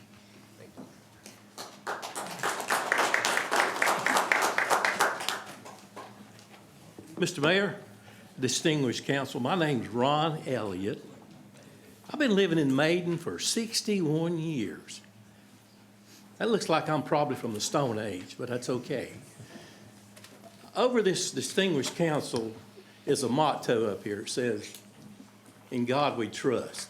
4 powerful letters. Now, I'm not a English major, but the word trust means, it's a verb, and it means action. So what we're doing tonight, as far as the Hope Center is concerned, is we're putting our trust, our reliance, our confidence in the integrity and the ability of what we know that works for people that need help. And our community is in a situation where it does need help. But I just want to say tonight that the Hope Center will not bring a shadow or cast a black mark on this community. That's the furthest thing it would do. In fact, the Hope Center will be a bright spot. It will be a monument for the town of Maiden. And I know all you people in your heart, you want the right thing. You want to reach out. You wouldn't be sitting on this council. You wouldn't be running for an election if you didn't have a heart to help people. That's why you're here. Every one of you guys got a heart of love, and I know that. You want to do the right thing. We wouldn't be here asking for this to be done if we thought it would bring a shadow or cast a doubt on our community. Far from it. These people coming into the Hope Center, they've really already been, they're not drug addicts. They're not people that's, they've already been through all this. All we're doing is giving them the ability to reach out to a new level, like it says, a town with a future. That's a strong statement. And you know what, we've had that for a long time, and we still have that. So we want to give these people a better future, something they can look forward to. And I understand what these gentlemen talked about, science. I understand science. Science is a knowledge of something that you believe in. But people used to believe the earth was flat. But now we know it's different. Sometimes science is not always accurate. But I know that our faith and our trust in trying to help people will supersede anything else that we try to do. So tonight, I just ask y'all for a favorable vote on that. Thank you.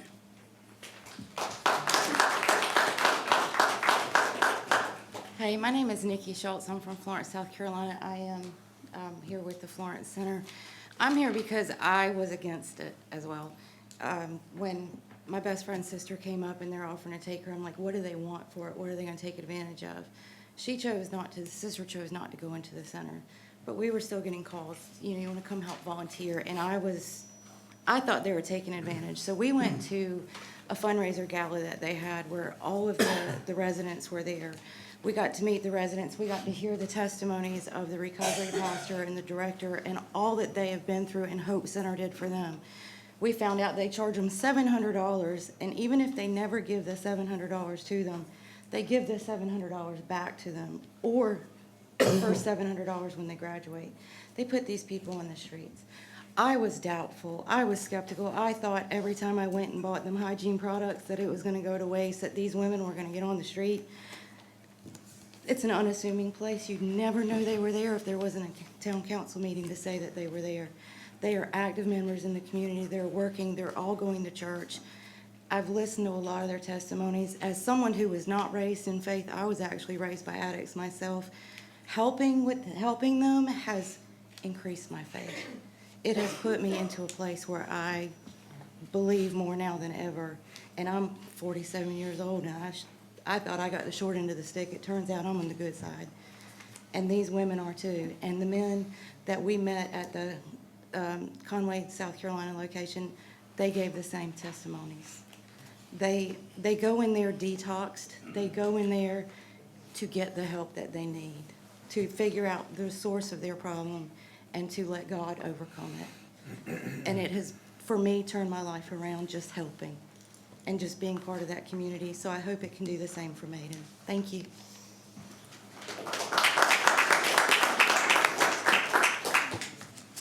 Hello, I'm Michelle DeSucio from Springdale Drive here in Maiden. Been here around 30 years myself. I keep hearing kind of conflicting testimony, I'm going to call it. The one who said that she was 700 miles away and that's why she's staying in recovery. I don't know where you sat down, but her family is all addicts, but she's saying that she's still able to stay in recovery because she didn't go back home. But yet we have people saying, oh, we can keep ours that are having issues right here in our town. They know who sells the drugs. I don't think that's such a good idea to keep them in our town if they're from our town. Sometimes it's better if you get away from where you know everything. I speak from experience. I've known friends and families and went off to rehab, thought they were doing good, get back home, they're back around people where they know where to get it, and they relapse. I'm a little concerned. Director Horton had also stated they would accept anyone in the program with the exception of those convicted of sexual crimes and murder. However, many other crimes such as assault, aggravated assault, armed robbery, property damage, and drug possession with intent to sell and deliver, these crimes and others have a direct link to violence and have escalated to homicides. In short, while Hope Ministries may have good intentions, the potential risks associated with relapse and the proximity to our schools is really what concerns me. I don't know why they picked that location, why they wouldn't put it somewhere farther away from our schools. That I don't understand. I wasn't privy to all of that to start with. And then I did a quick 20 minutes during my lunch today. I just searched, has there been any issues with the Hope Center Ministries in other locations? And there has been. One of the ones that I ran across was the one that they have in Tennessee. They basically were told it was only going to have 8 people and we're going to have 3 people there. And then the fire marshal got called in and they're actually suing them now. I will leave this information with y'all. It's got links. Y'all can, I just pray that don't push this through. Do a little more research. Don't just listen to all the feel-good stuff. See what's happened where these have actually been.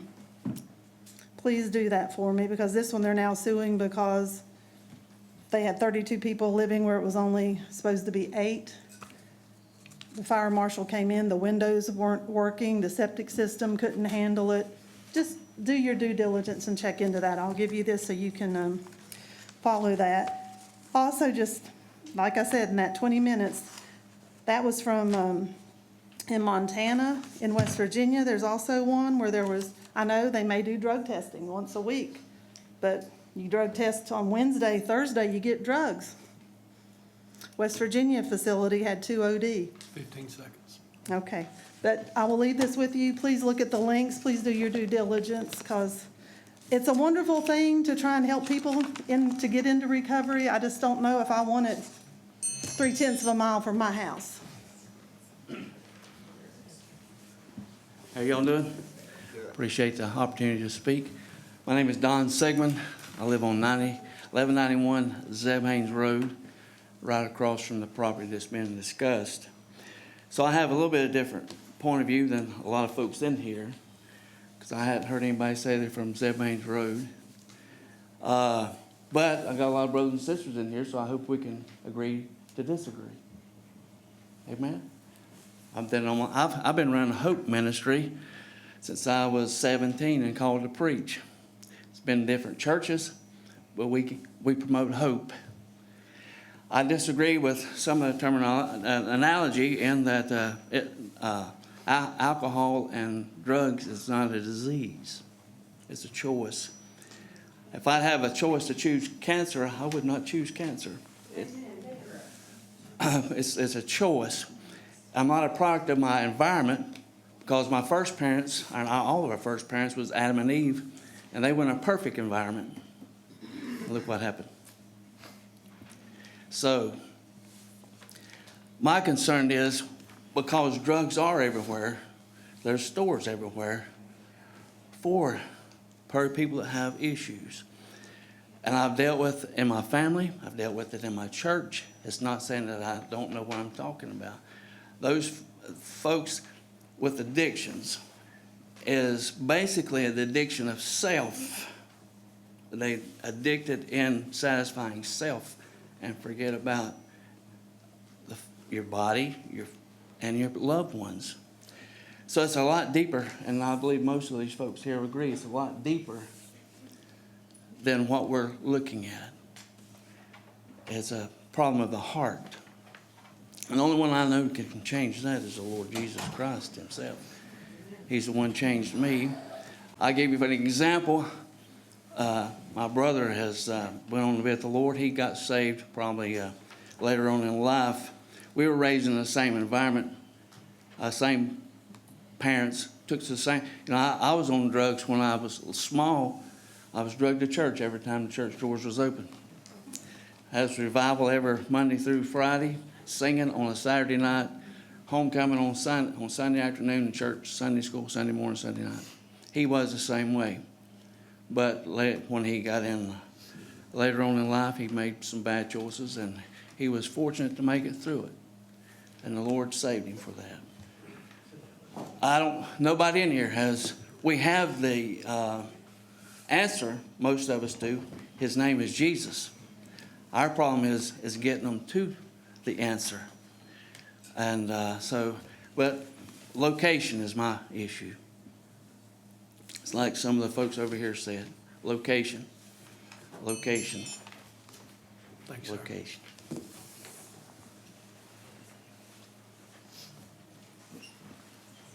Afternoon, Council. My name is Joe Baker. I live at 3421 Haynes Drive, which is right down the street from this fella. Basically, the Hope Center will be in my backyard. And I was a naysayer. I didn't believe, I didn't want it that close to me. But I got a letter in the mail inviting us to the service that the gentleman was speaking about at Christmas, December 11th, I believe it was. And me and my wife, we both attended that service. And we got there, and all the other homeowners around us should have gotten the same letter I did, but we were the only homeowners that I know of that showed up. And when we got there and seen we were the only ones there, which we go to the church anyway, me and my wife both are members, there was about 300 men, or maybe a little more, and probably 200 women that was there from different areas of the Hope Center. And we went on in and got a seat and sat down, and the service began. And as the service started, there was all the men and the women that belonged to the Hope Center was standing and with their hands raised, worshiping and praising God, and they knew it was real. I mean, it was sincere. You could tell they was really worshiping the Lord, and they knew the words to the song. It wasn't put on. It was real. And as I seen that, my heart, the Lord spoke to me, and my heart melted. And I have done some real bad things in my lifetime. And God forgive me of doing what I have done. And as I looked around the room and I seen these people, I'm going, how can I say that these people has done anything worse than I possibly have done? And God was so gracious to save my soul and forgive me of my sins. And it was just a total, just 360 degree turnaround. I was ashamed of myself, of really having those feelings against the people when they hadn't done no more than I've done. And it's just, it was real. And you just had to been there and experience the service. And my brother, I have a brother that went through drugs. 3 minutes, sir. And Thank you.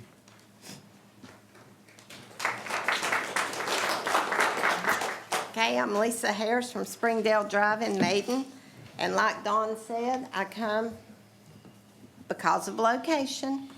Hadn't heard but one person that's for it that lives near on Zeb Haynes, which is him. But you're right, God forgives us, and he's gonna forgive me for wanting it to be moved because I trust in him. If they want this, if Living Word Church would like this program and they raise $200,000 in 3 months, why do they not build on the 33 acres they currently own? Instead of placing it on the other side of town, 4 miles away from their church, and plus pay $600,000 to $800,000 for building renovations. And if they can raise $200,000, and Hope Ministries provides another 1.12 million, they can build their perfect residence on their property and be the pillar for change and community with individuals in our backyard. We don't want it near us, is what I'm saying.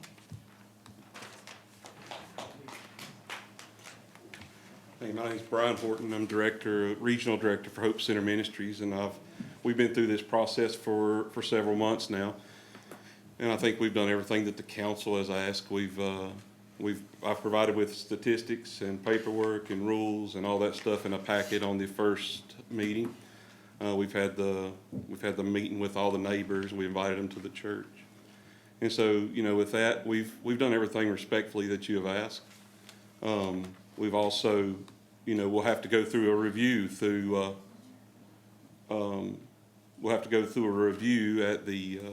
with the county to make sure we pass all septic tanks, all that kind of stuff. We understand a lot of times septic tanks for our houses cost $100,000.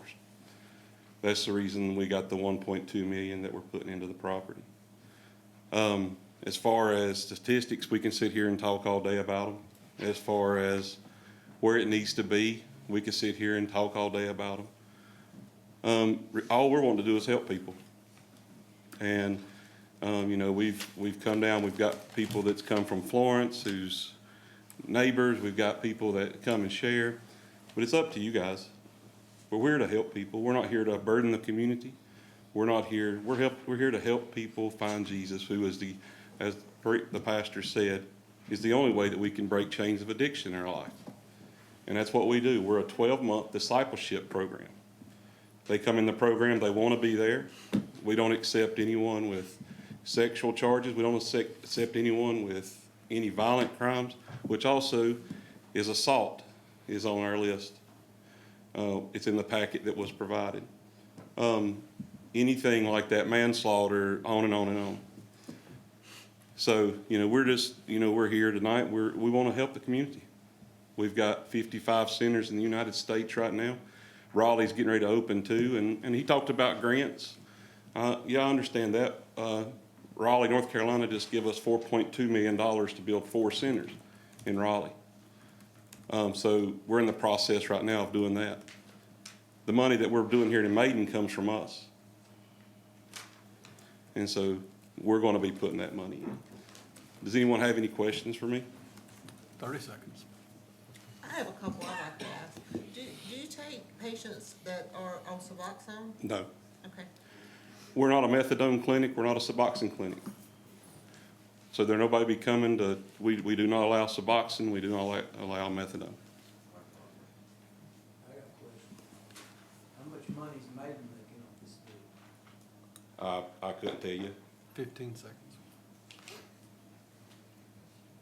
We're going to buy the property and we'll pay property tax and hopefully invest in your community for years to come. I have another question. I know I read in the packet that there is a curfew. There is. And so and people can have their own vehicles, or if, In the last 2 months of the program.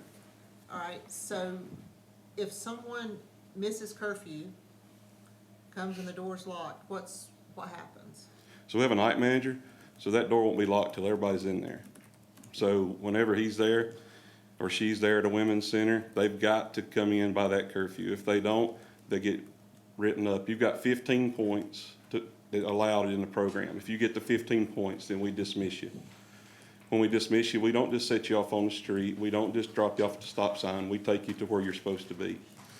But if curfew, you have to be there at curfew time. So if you miss curfew time for whatever reason,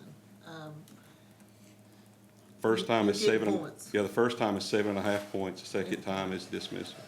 Got it. Any others? I have one more question, Brian,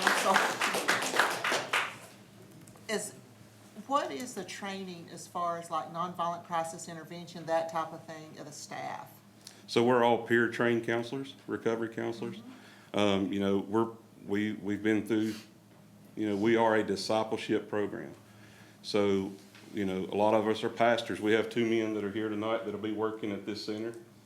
Tony, who's been a pastor for several years, Steve, who's a member of the church, they're to be the ones that will be leading that center.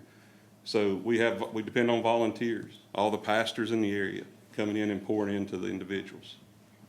I understand the peer support piece, and, you know, I talked to you about it before. I mean, Yep. I work in addictions for a long time, and programs are pretty successful with peer support. You see a Yep. lot of success with that.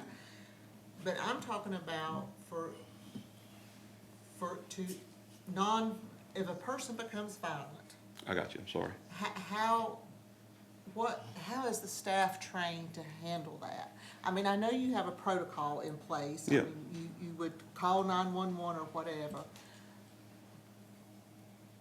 But usually that's the afterthought. Yeah. And so if someone becomes violent, what is the training of the staff to protect themselves or to protect other individuals in the home? So I can tell you a little bit about my center in Galax, which we're around 7,000 residents in our town or city. I've been there my whole life. Run a business there for 50 years. My grandparents started it and I run it. And so we work closely with the police department. I mean, we have relationships with them. And so in my town, if we have an issue, we call the police department. I've been there for 4 years. I've never called the police department to my center.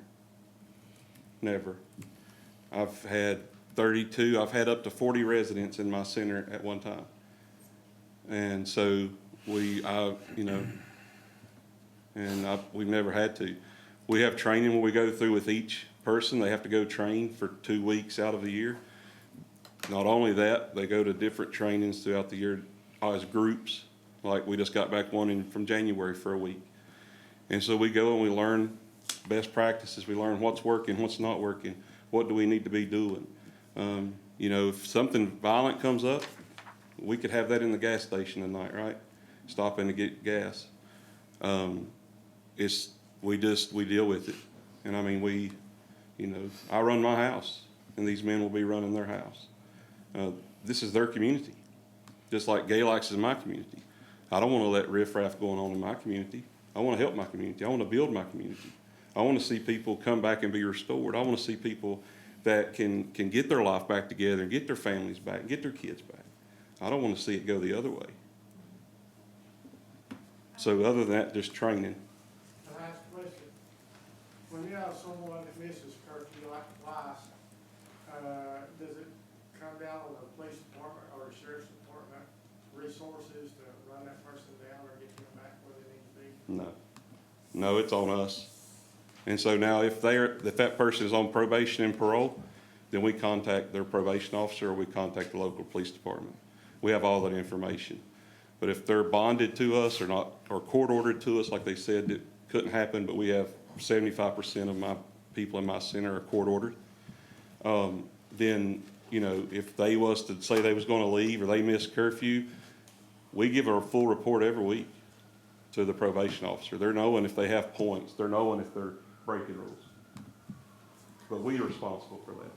So the deputy's not going to have to respond when we have somebody not there. Correct. Do you have Narcan on site? We do. We have Narcan in every bedroom, every family room. Yeah, but I thought they wasn't on drugs. Why would you have that? why do we have it in elementary schools? Yes, sir. All right, 3 minutes. We're in a Yep. public hearing, so questions?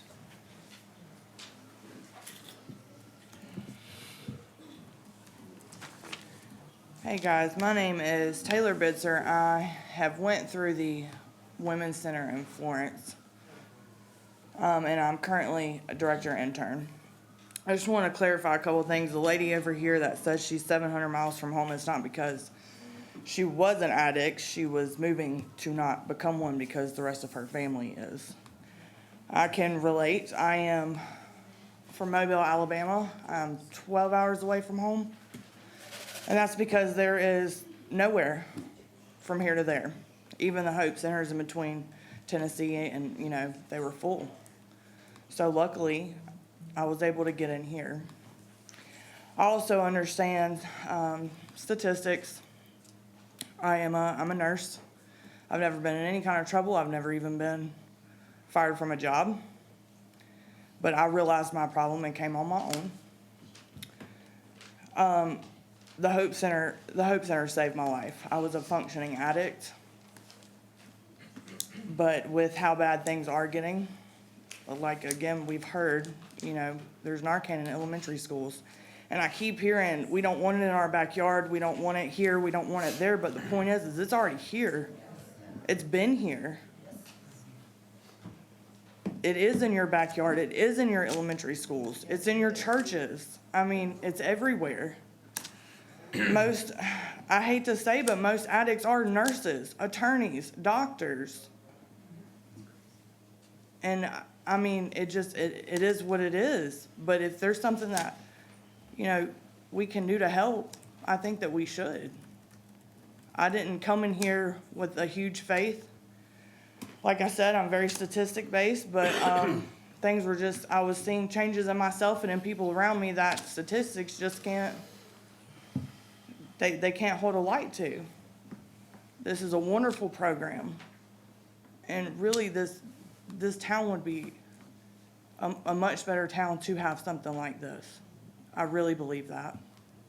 Thank you.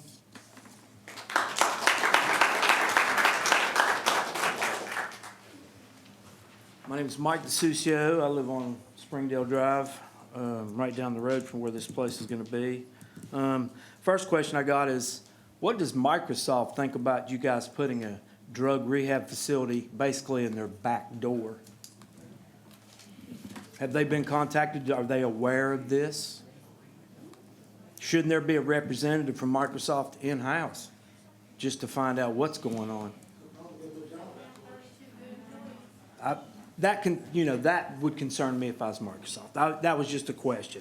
My biggest concern is insufficient staffing. It's my understanding that there will be 2 full-time staff members during the day and 1 at night. There's not one single individual in this room right now that can handle 32 drug addicts. Nobody. I don't care what your background is, what you do for a living. You can't handle 32 drug addicts. Now, you might have a point system, and that's all good. Don't take me wrong. I'm all about helping people. I'm all about God being involved. That's all good stuff. But you guys are looking at the positive stuff. You're not looking at the negative stuff, just like this insufficient staffing. This is huge, guys. Huge. You're also talking, there's big money in this. I don't care what anybody says, big money. Big money ain't always the answer. They brought up earlier the 33 acres. That's the place you put a drug rehab facility. 33 acres. They can be a little more controlled. They have more room to meet preachers, talk to other Christians, learn about good things. But you're sticking it in a little house down there at Microsoft's back door and behind most of our houses. It's not cool.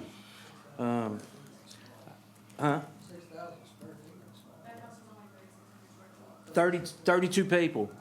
I wouldn't want to clean up after them. I mean, I'm just saying. But it's the thing, I don't think y'all are completely on the same page as the people in here that are against this. And I think just these small things that we've brought up just now are huge. They're bigger, it's a bigger deal than I think any of the positive things, the positive people rather, actually realize. I've got a stepbrother that's been in rehab 4 times.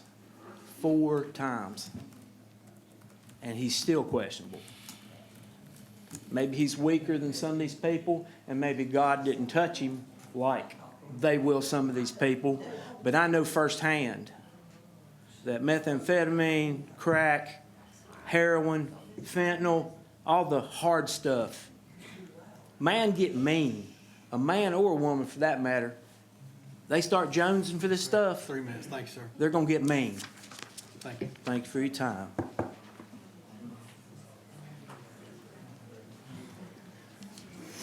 My name is Chris Peavy. I live at 10 Drum Drive, Maiden. My son is a statistic. My son overdosed twice in 12 hours. as a mother, you never want to have to experience something like that. He's not a bad person. He was lucky enough and blessed by the Lord who saved him that night to be able to go to a rehab, to be able to go to a sober living home. It wasn't Hope Center. I think Hope Center is much more strict than probably where Presley went. He is 3 years clean. Amen. And it is by the grace of God that he is. And if you don't think drugs can affect you, I never thought it would happen in my family.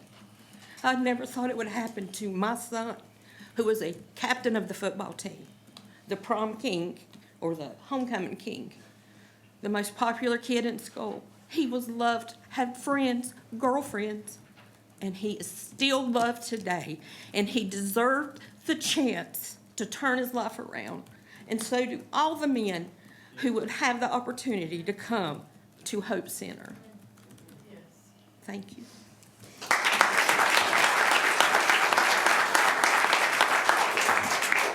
Hi, I'm David Stevenson Jr. I live at 619 East Main Street. I moved here 5 years ago because I fell in love with my wife, and I could tell people that I couldn't wait to convince her that Charlotte was a better place for us to live, or any city that had more than 5,000 people would be better for us. But this town quickly grew on me. It quickly became home to me. I love that I can go anywhere and people know my wife because of who her dad is or who her grandpa is. But also I love that when my son the other day had a health scare, that the state trooper that was called to our house stopped by our house on Saturday because he wanted to make sure that my son was still okay. That is what you get in a small town. One thing that I realized about living here is that this town cares about people. This town has people who haven't had children go to Maiden High School in 17 years and still go to every football game because they care that much about this town. And so it breaks my heart that there are so many people that are vocally calling these people damaged goods because they made mistakes, that they're not worthy of having a place of hope. They're not worthy of feeling the love that this community has to extend to people. And shame on you. There's nothing else I can say about it. It is shame on you for not shame on you, but shame on the ones that are just having these hearts that don't care. It's pointless. I hear them in the background making comments and all these different things because it hasn't affected them. It hasn't been in their backyard. Well, wow. Okay, we're not getting into personal stuff. You're talking to the council. Absolutely. And people say, well, why can't we put it on our living word property? Number one, I feel that if we put it on our property, it gives us ownership and makes it seem like that resource that they give to this community is only for our church. Hope Center is here to make this community better. It is here to provide hope to this community. And even if it is on our church property, it is still in the backyard of Wendover, whatever that community is called. So it's not really fixing the issue. It's just not, it's helping you to not have to deal with it. It's helping people to not have to realize that this is an issue. And until it really affects you by your family, or I know some of them have, it's just, you won't really care. So thank you for your consideration, and I hope that you will consider it.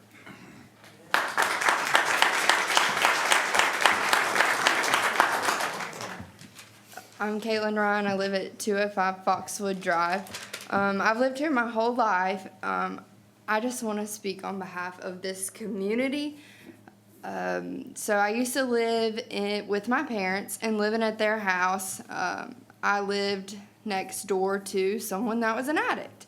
And I feel like in saying that bringing the Hope Center to our town would in turn make it unsafe. That's something that I've heard over and over. I feel like that's a theme that the people that are against it really feel like it would make the community unsafe. But I think what they're failing to realize is we live next to people that are addicts and we don't even realize it. We don't even know it. The only reason I found out that the neighbor at my parents' house was an addict was because the ambulance was called one day when I was home alone, and it was to pick up their son who had overdosed. And that's the only way I ever knew that they were addicts. And they couldn't send him anywhere to get help because there were no resources around us. And who wants to send their teenage son across the state to get help? Obviously nobody. They want them here with them. Where I live now, right beside me, guess what? There's an addict. He came out of his house Friday night asking me and my husband for something. My husband took him to get something because he was too messed up on whatever he was on to even drive. So my husband took him to the store. On the way there, he was expressing to my husband how he wants help, but there's nowhere around here he can go to where he can stay close to his family and his kids and his wife because he has 6 kids. A lot of people in our community want help, but there's nowhere that they can go around here to stay close to their family and their kids. So I think that bringing the Hope Center here will bring out these people that are addicts that we don't even know about, that will get this help that they need so that they can be better for their families and they'll still be able to be near them. That's all. Thank you.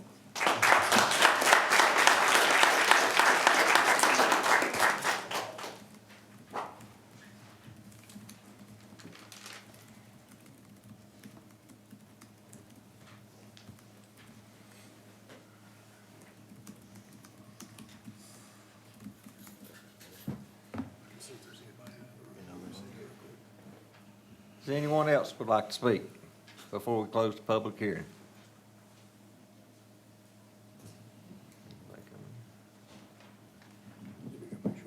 There you can, just make sure. Make sure ain't nobody in the other room.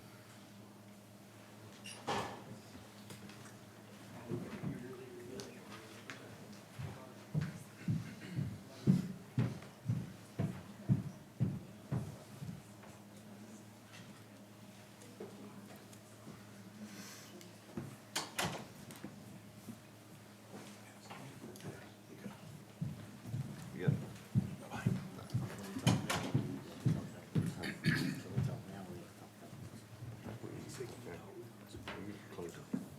Public hearing, you can talk.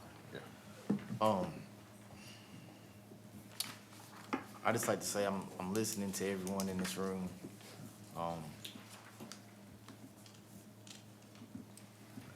When this issue was brought to us as a council, it kind of touched my heart. And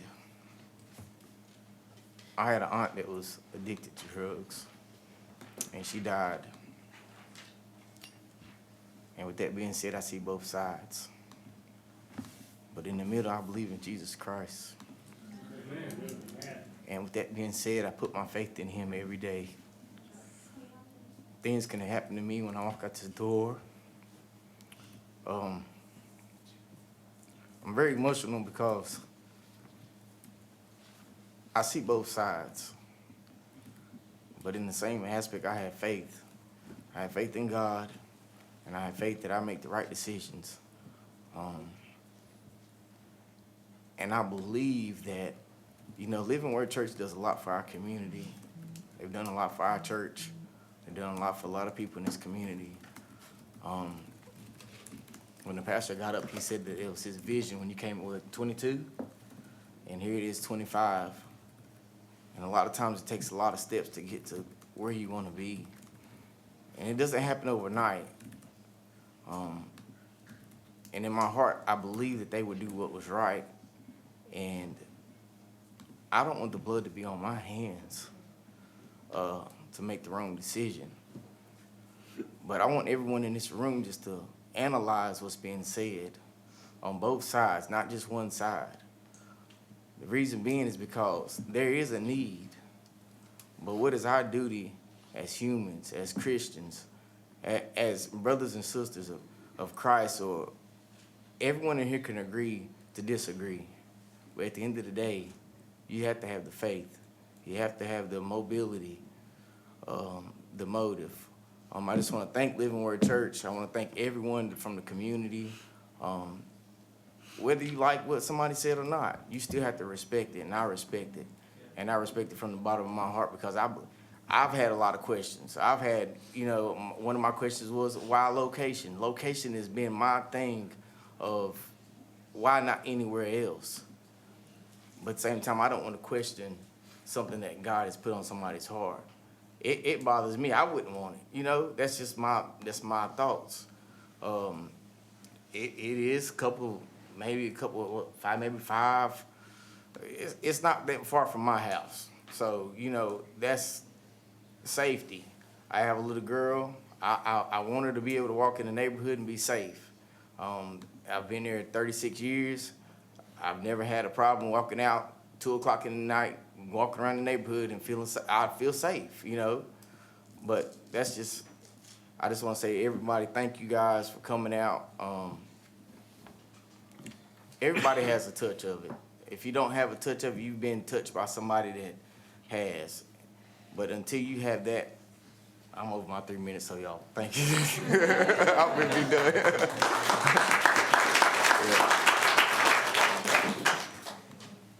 I got something I'd like to say, Matt. I know some of you in the room probably know this, some of you may not, but I've spent 25 years of my working life working in addiction. Half of that time was as a nursing director, and the other half was a clinical specialist doing it. So I have lots of experience with addiction. A lot of misconceptions out there about addiction. I've even heard some tonight related to addiction, but the truth is, it's not if addiction's gonna affect you, it's when. It's gonna touch you, and it's gonna hurt. It's gonna burn. I have patients that it's burned for. I have personal experiences that it's burned for.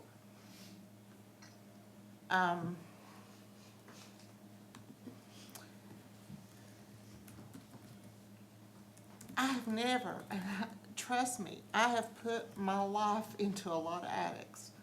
And I have all but begged and pleaded a lot of times. And I've got burned. And that's okay.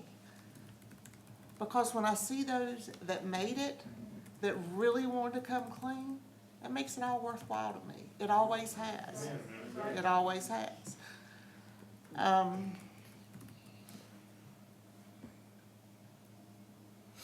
There are people in this room that I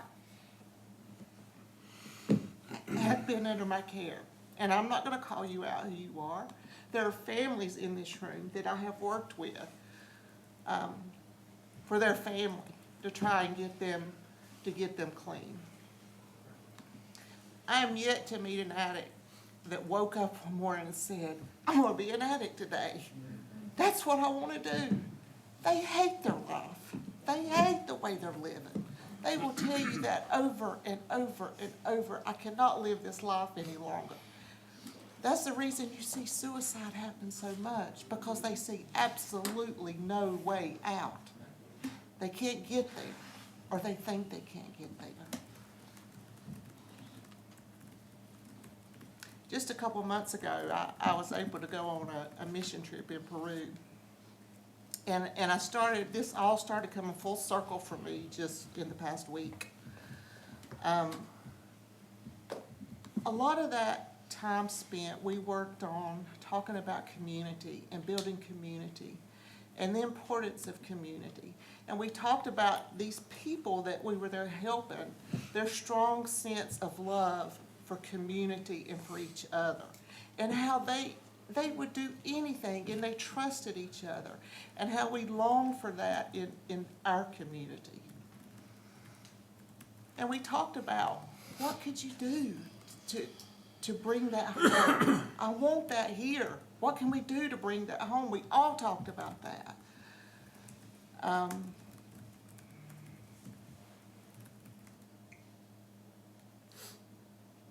I've been praying about that. And I do know it's not to turn my back on somebody that needs help. No matter what the help is. That ain't how you can start building community. You have to put the hand out, not pull it in. You don't have to leave the hand out their whole life. They'll learn to walk and run, hopefully. There's people in this room that have. I've worked with people that have. I've worked with people that never get there. But every time they come back to me and say, it's different this time, you know what? I put my hand out again.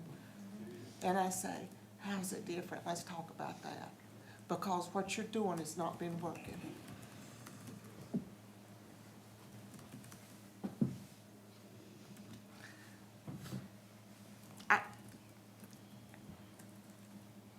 I am in this role now as a council member, and I have on a different hat. I've spent my life working in addiction. I know that, or a large part of my life, and it's my makeup. It's who I am. But now I've got a different hat on. And I have to look at the safety of a community. And I have to look at, I'm making a decision for a community. But you know what? I've made a lot of decisions in my life that were risk. And there were more rights out there than it was wrongs. And in taking that risk, I have to trust that the people of Living Word, if something is not right with this, if something does not go right, I have to trust that they'll do the right thing. Whatever the right thing is. I have to trust that their interest is where it needs to be. And I have to trust that as a Christian and a disciple of Christ, I can't not put my hand out again. I can't. So I'm going to openly say I support this. And that's a hard decision for me. But like I said, as a follower of Christ, I can't pull my hand back in now.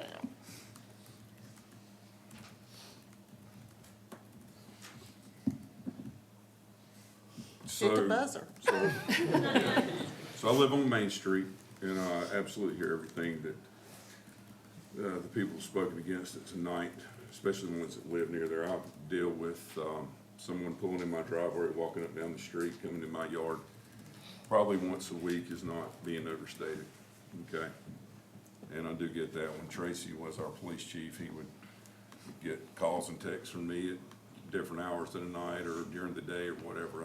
I do understand that, and you know, I have two children that I've raised there, and you know, there was always a safety concern, but you know, I felt like that you know, that we had resources in place to help with that. I am a statistical guy, but at the same thing, if I went by statistics, we wouldn't have a state championship in 1999 laying here, okay? I went with a gut feeling on that, but also with a lot of, years later, with a lot of experience, life experience with that. You know, it's one of these things that's incredibly tough, and it's, you know, very, it's a very emotional issue. And I spent 15 years in the public school system teaching and coaching, and stayed involved for 32 as a volunteer coach in whatever regard, mentor, whatever. A few of you in here I've done that with since you were in school. Some of you in here I've worked with you in that public school setting. And you know, when it comes down to it, you either do it or you don't. And you know, everything is like I tell my kids when we're playing on Friday night, or if I'm coaching them in baseball, or talking to my boys about life. There's two choices: you either get it done or you don't. The why doesn't matter. And so, you know, this is a tough decision, but I think it's one that, you know, I've done my due diligence and research on this. I have listened to opposing views within my own family, and you know, I fully support it. So that's where I stand.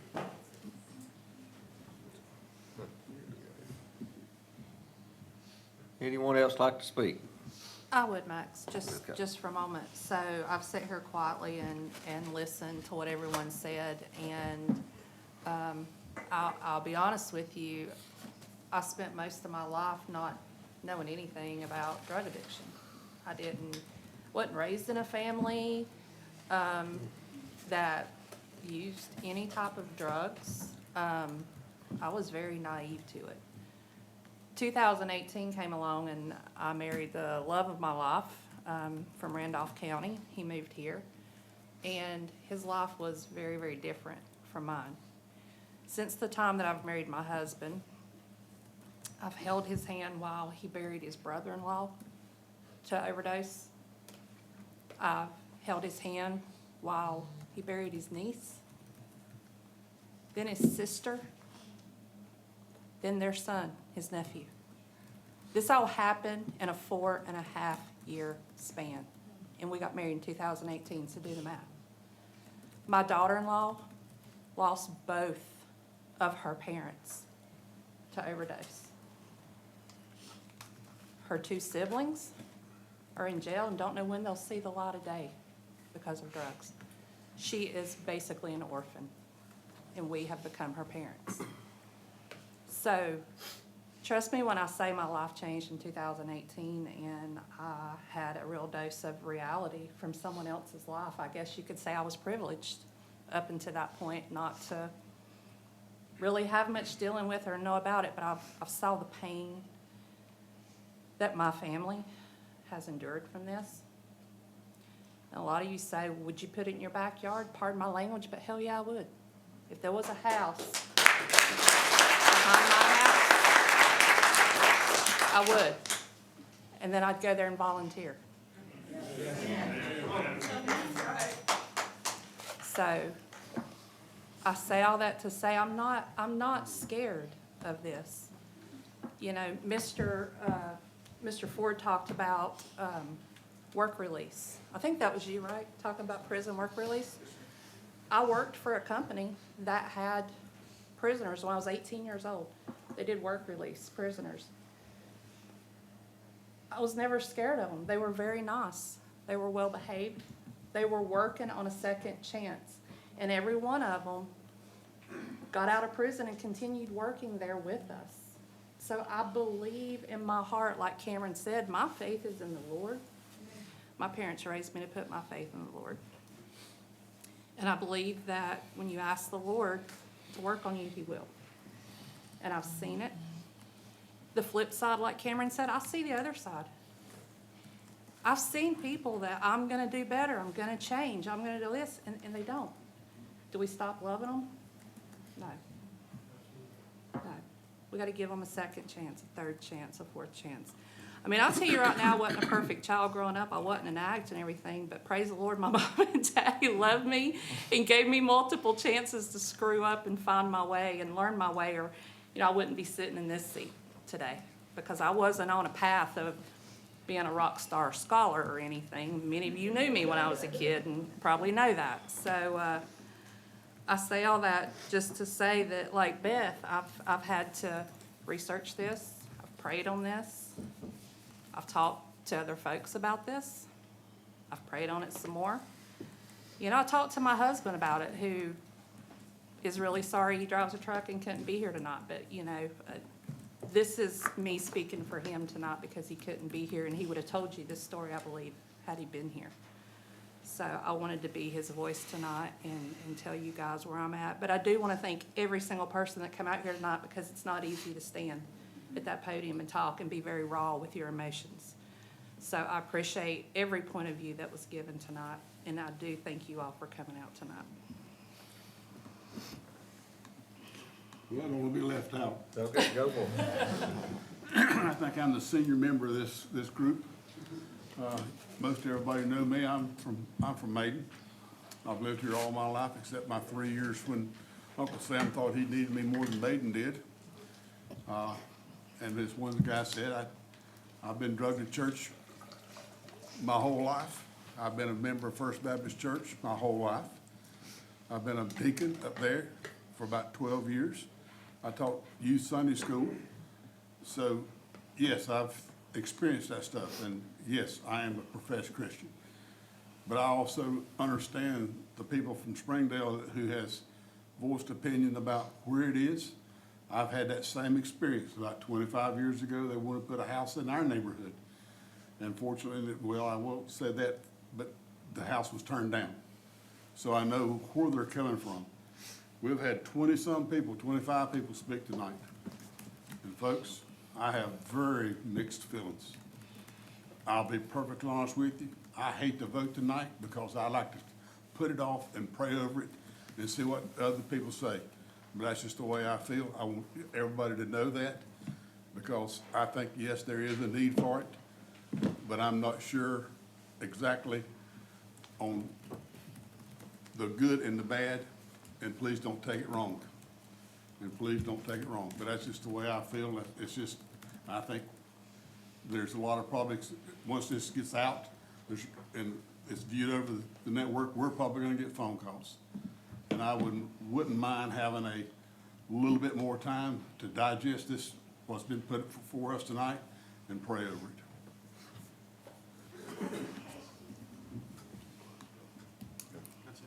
I'm sorry, I probably should have already spoken, but I have a question in regards to what you said. If not here, then where would it, where? Because everybody's gonna have that same thing. Not here, not here. Then why not here? Maybe we can do this together. This is a town. Why can we not put it all in and help? And it's not really, it's more, to me, I'm looking at it as the standpoint of giving a hand and helping in the support in transitioning back from where they were into where they want to be. To me, that's what it is. That's the way I look at it. It's a transitional spot to give them, you find places for people that go to jail, right? When they come back out into the community, there's a halfway house is what they call it. A stopover point to give them a place to settle, to get themselves straight back out and to go back out. That's the same thing this is gonna be. It's just not as bad as some of those places have. It's the same. It's the community coming together to be something. Have something to be proud of. Not to say, not in my backyard. I don't want it in my backyard. I understand. You see my kid. You really think my kid's dad had a problem with drugs? We had to get away from him because of that. So I know that standpoint. Nobody, I don't care what's in my backyard, but my backyard's not big enough, or I sure would let it be there. In a heartbeat, I would. But my problem is everybody's saying, oh, it is. It's gonna be somewhere, why can't it be here with us so we can help? Is this supposed to be community working together, y'all? That's what this is. This is Maiden. Come on, y'all. If you can support the football teams and all the sports teams, this is something worth putting in. This right here, if God said, there's more to Maiden than football or sports. This is something for Maiden to be proud of.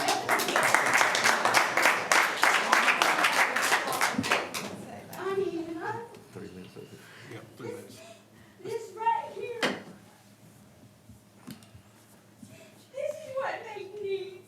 Okay, all them blame houses up here, there you went, and all these new places, and look at all those houses. Those could be drug houses for all you know in the next 2 or 3 years.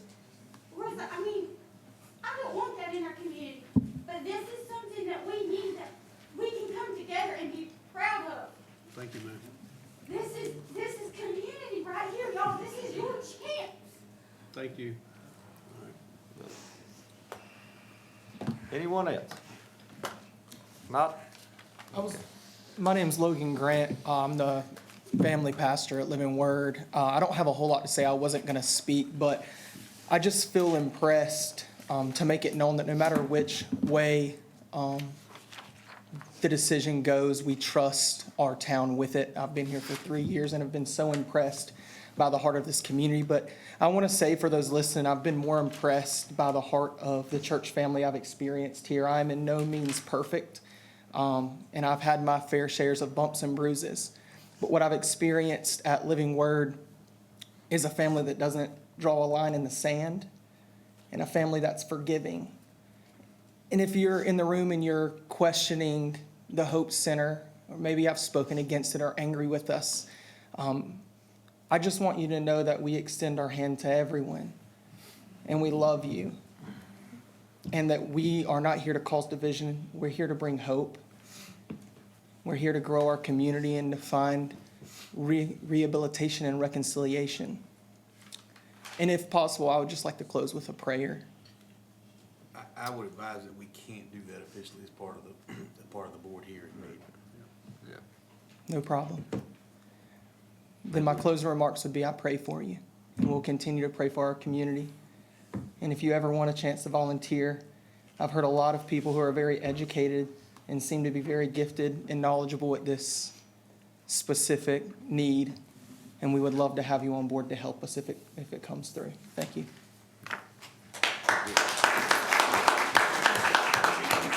Mr. Mayor, may I say one more thing? Go for it, Mr. Ron. Thank you, sir. I just want to say this on behalf of the Living Word Church. Since the inception of the town of Maiden, there's only been 2 keys of the city presented in its history of the city of Maiden. One key went to a famous person named Tom Brown. Everybody in this room knows him. He's a legend. You know where the second key went? The second key went to the pastor of the Living Word Church. Do you think the Living Word Church integrity would bring anything like a dark cloud over this community? Anything? Absolutely not. Our church is here to help the community and to bring something to it that's really good. Thank you. Thank you.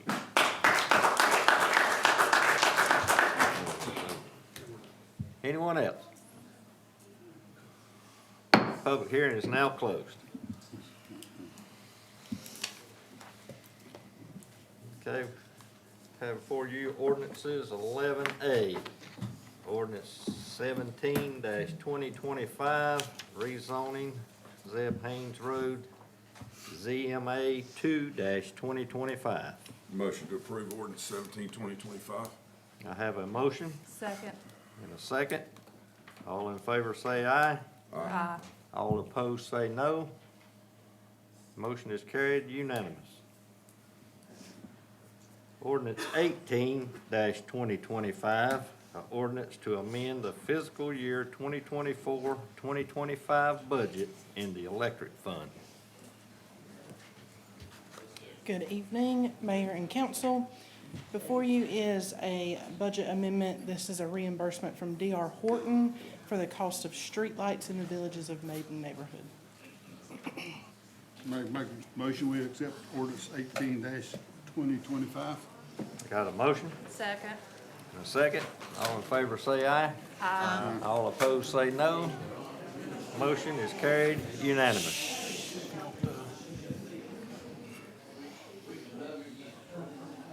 Ordinance 19-2025, ordinance to amend the fiscal year 2024-2025 budget in the water sewer fund.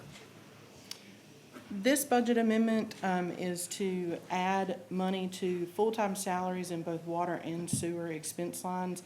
These line items were not properly budgeted for during the budget process, and it was not caught before. So these line items were not even budgeted with what the actual salary expense was going to be. So this is just to get those salary lines where they need to be before the end of the year.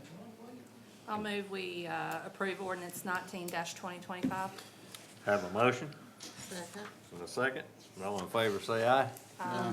All opposed say no. Motion is carried unanimous. Ordinance 20-2025, ordinance to amend the fiscal year 2024-2025 budget in the general fund. This budget amendment is to bring in grant funds that the Recreation Department received from the North Carolina Youth Sports Association for the purchase of soccer goals. I'll make a motion, we approve ordinance 2025. Got a motion? Second. And a second. All in favor say aye. Aye. All opposed say no. Motion is carried unanimous. Real quick, I just want to make mention of the fact, I know in our budget meeting a while ago, earlier today, we were talking about, Jess playing an integral part in our budget preparation. It's, her and what she does for the town when it comes to financial stuff, it has been a blessing to me, and Jess, I appreciate it. I know that, and it's gonna get a little more complicated, I know, next couple months, but I just want everybody to know, we appreciate you. You're welcome. Thank you. Thank Thank you. you.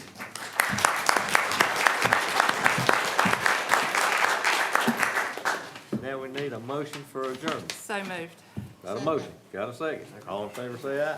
Aye. All opposed say no. We are now adjourned.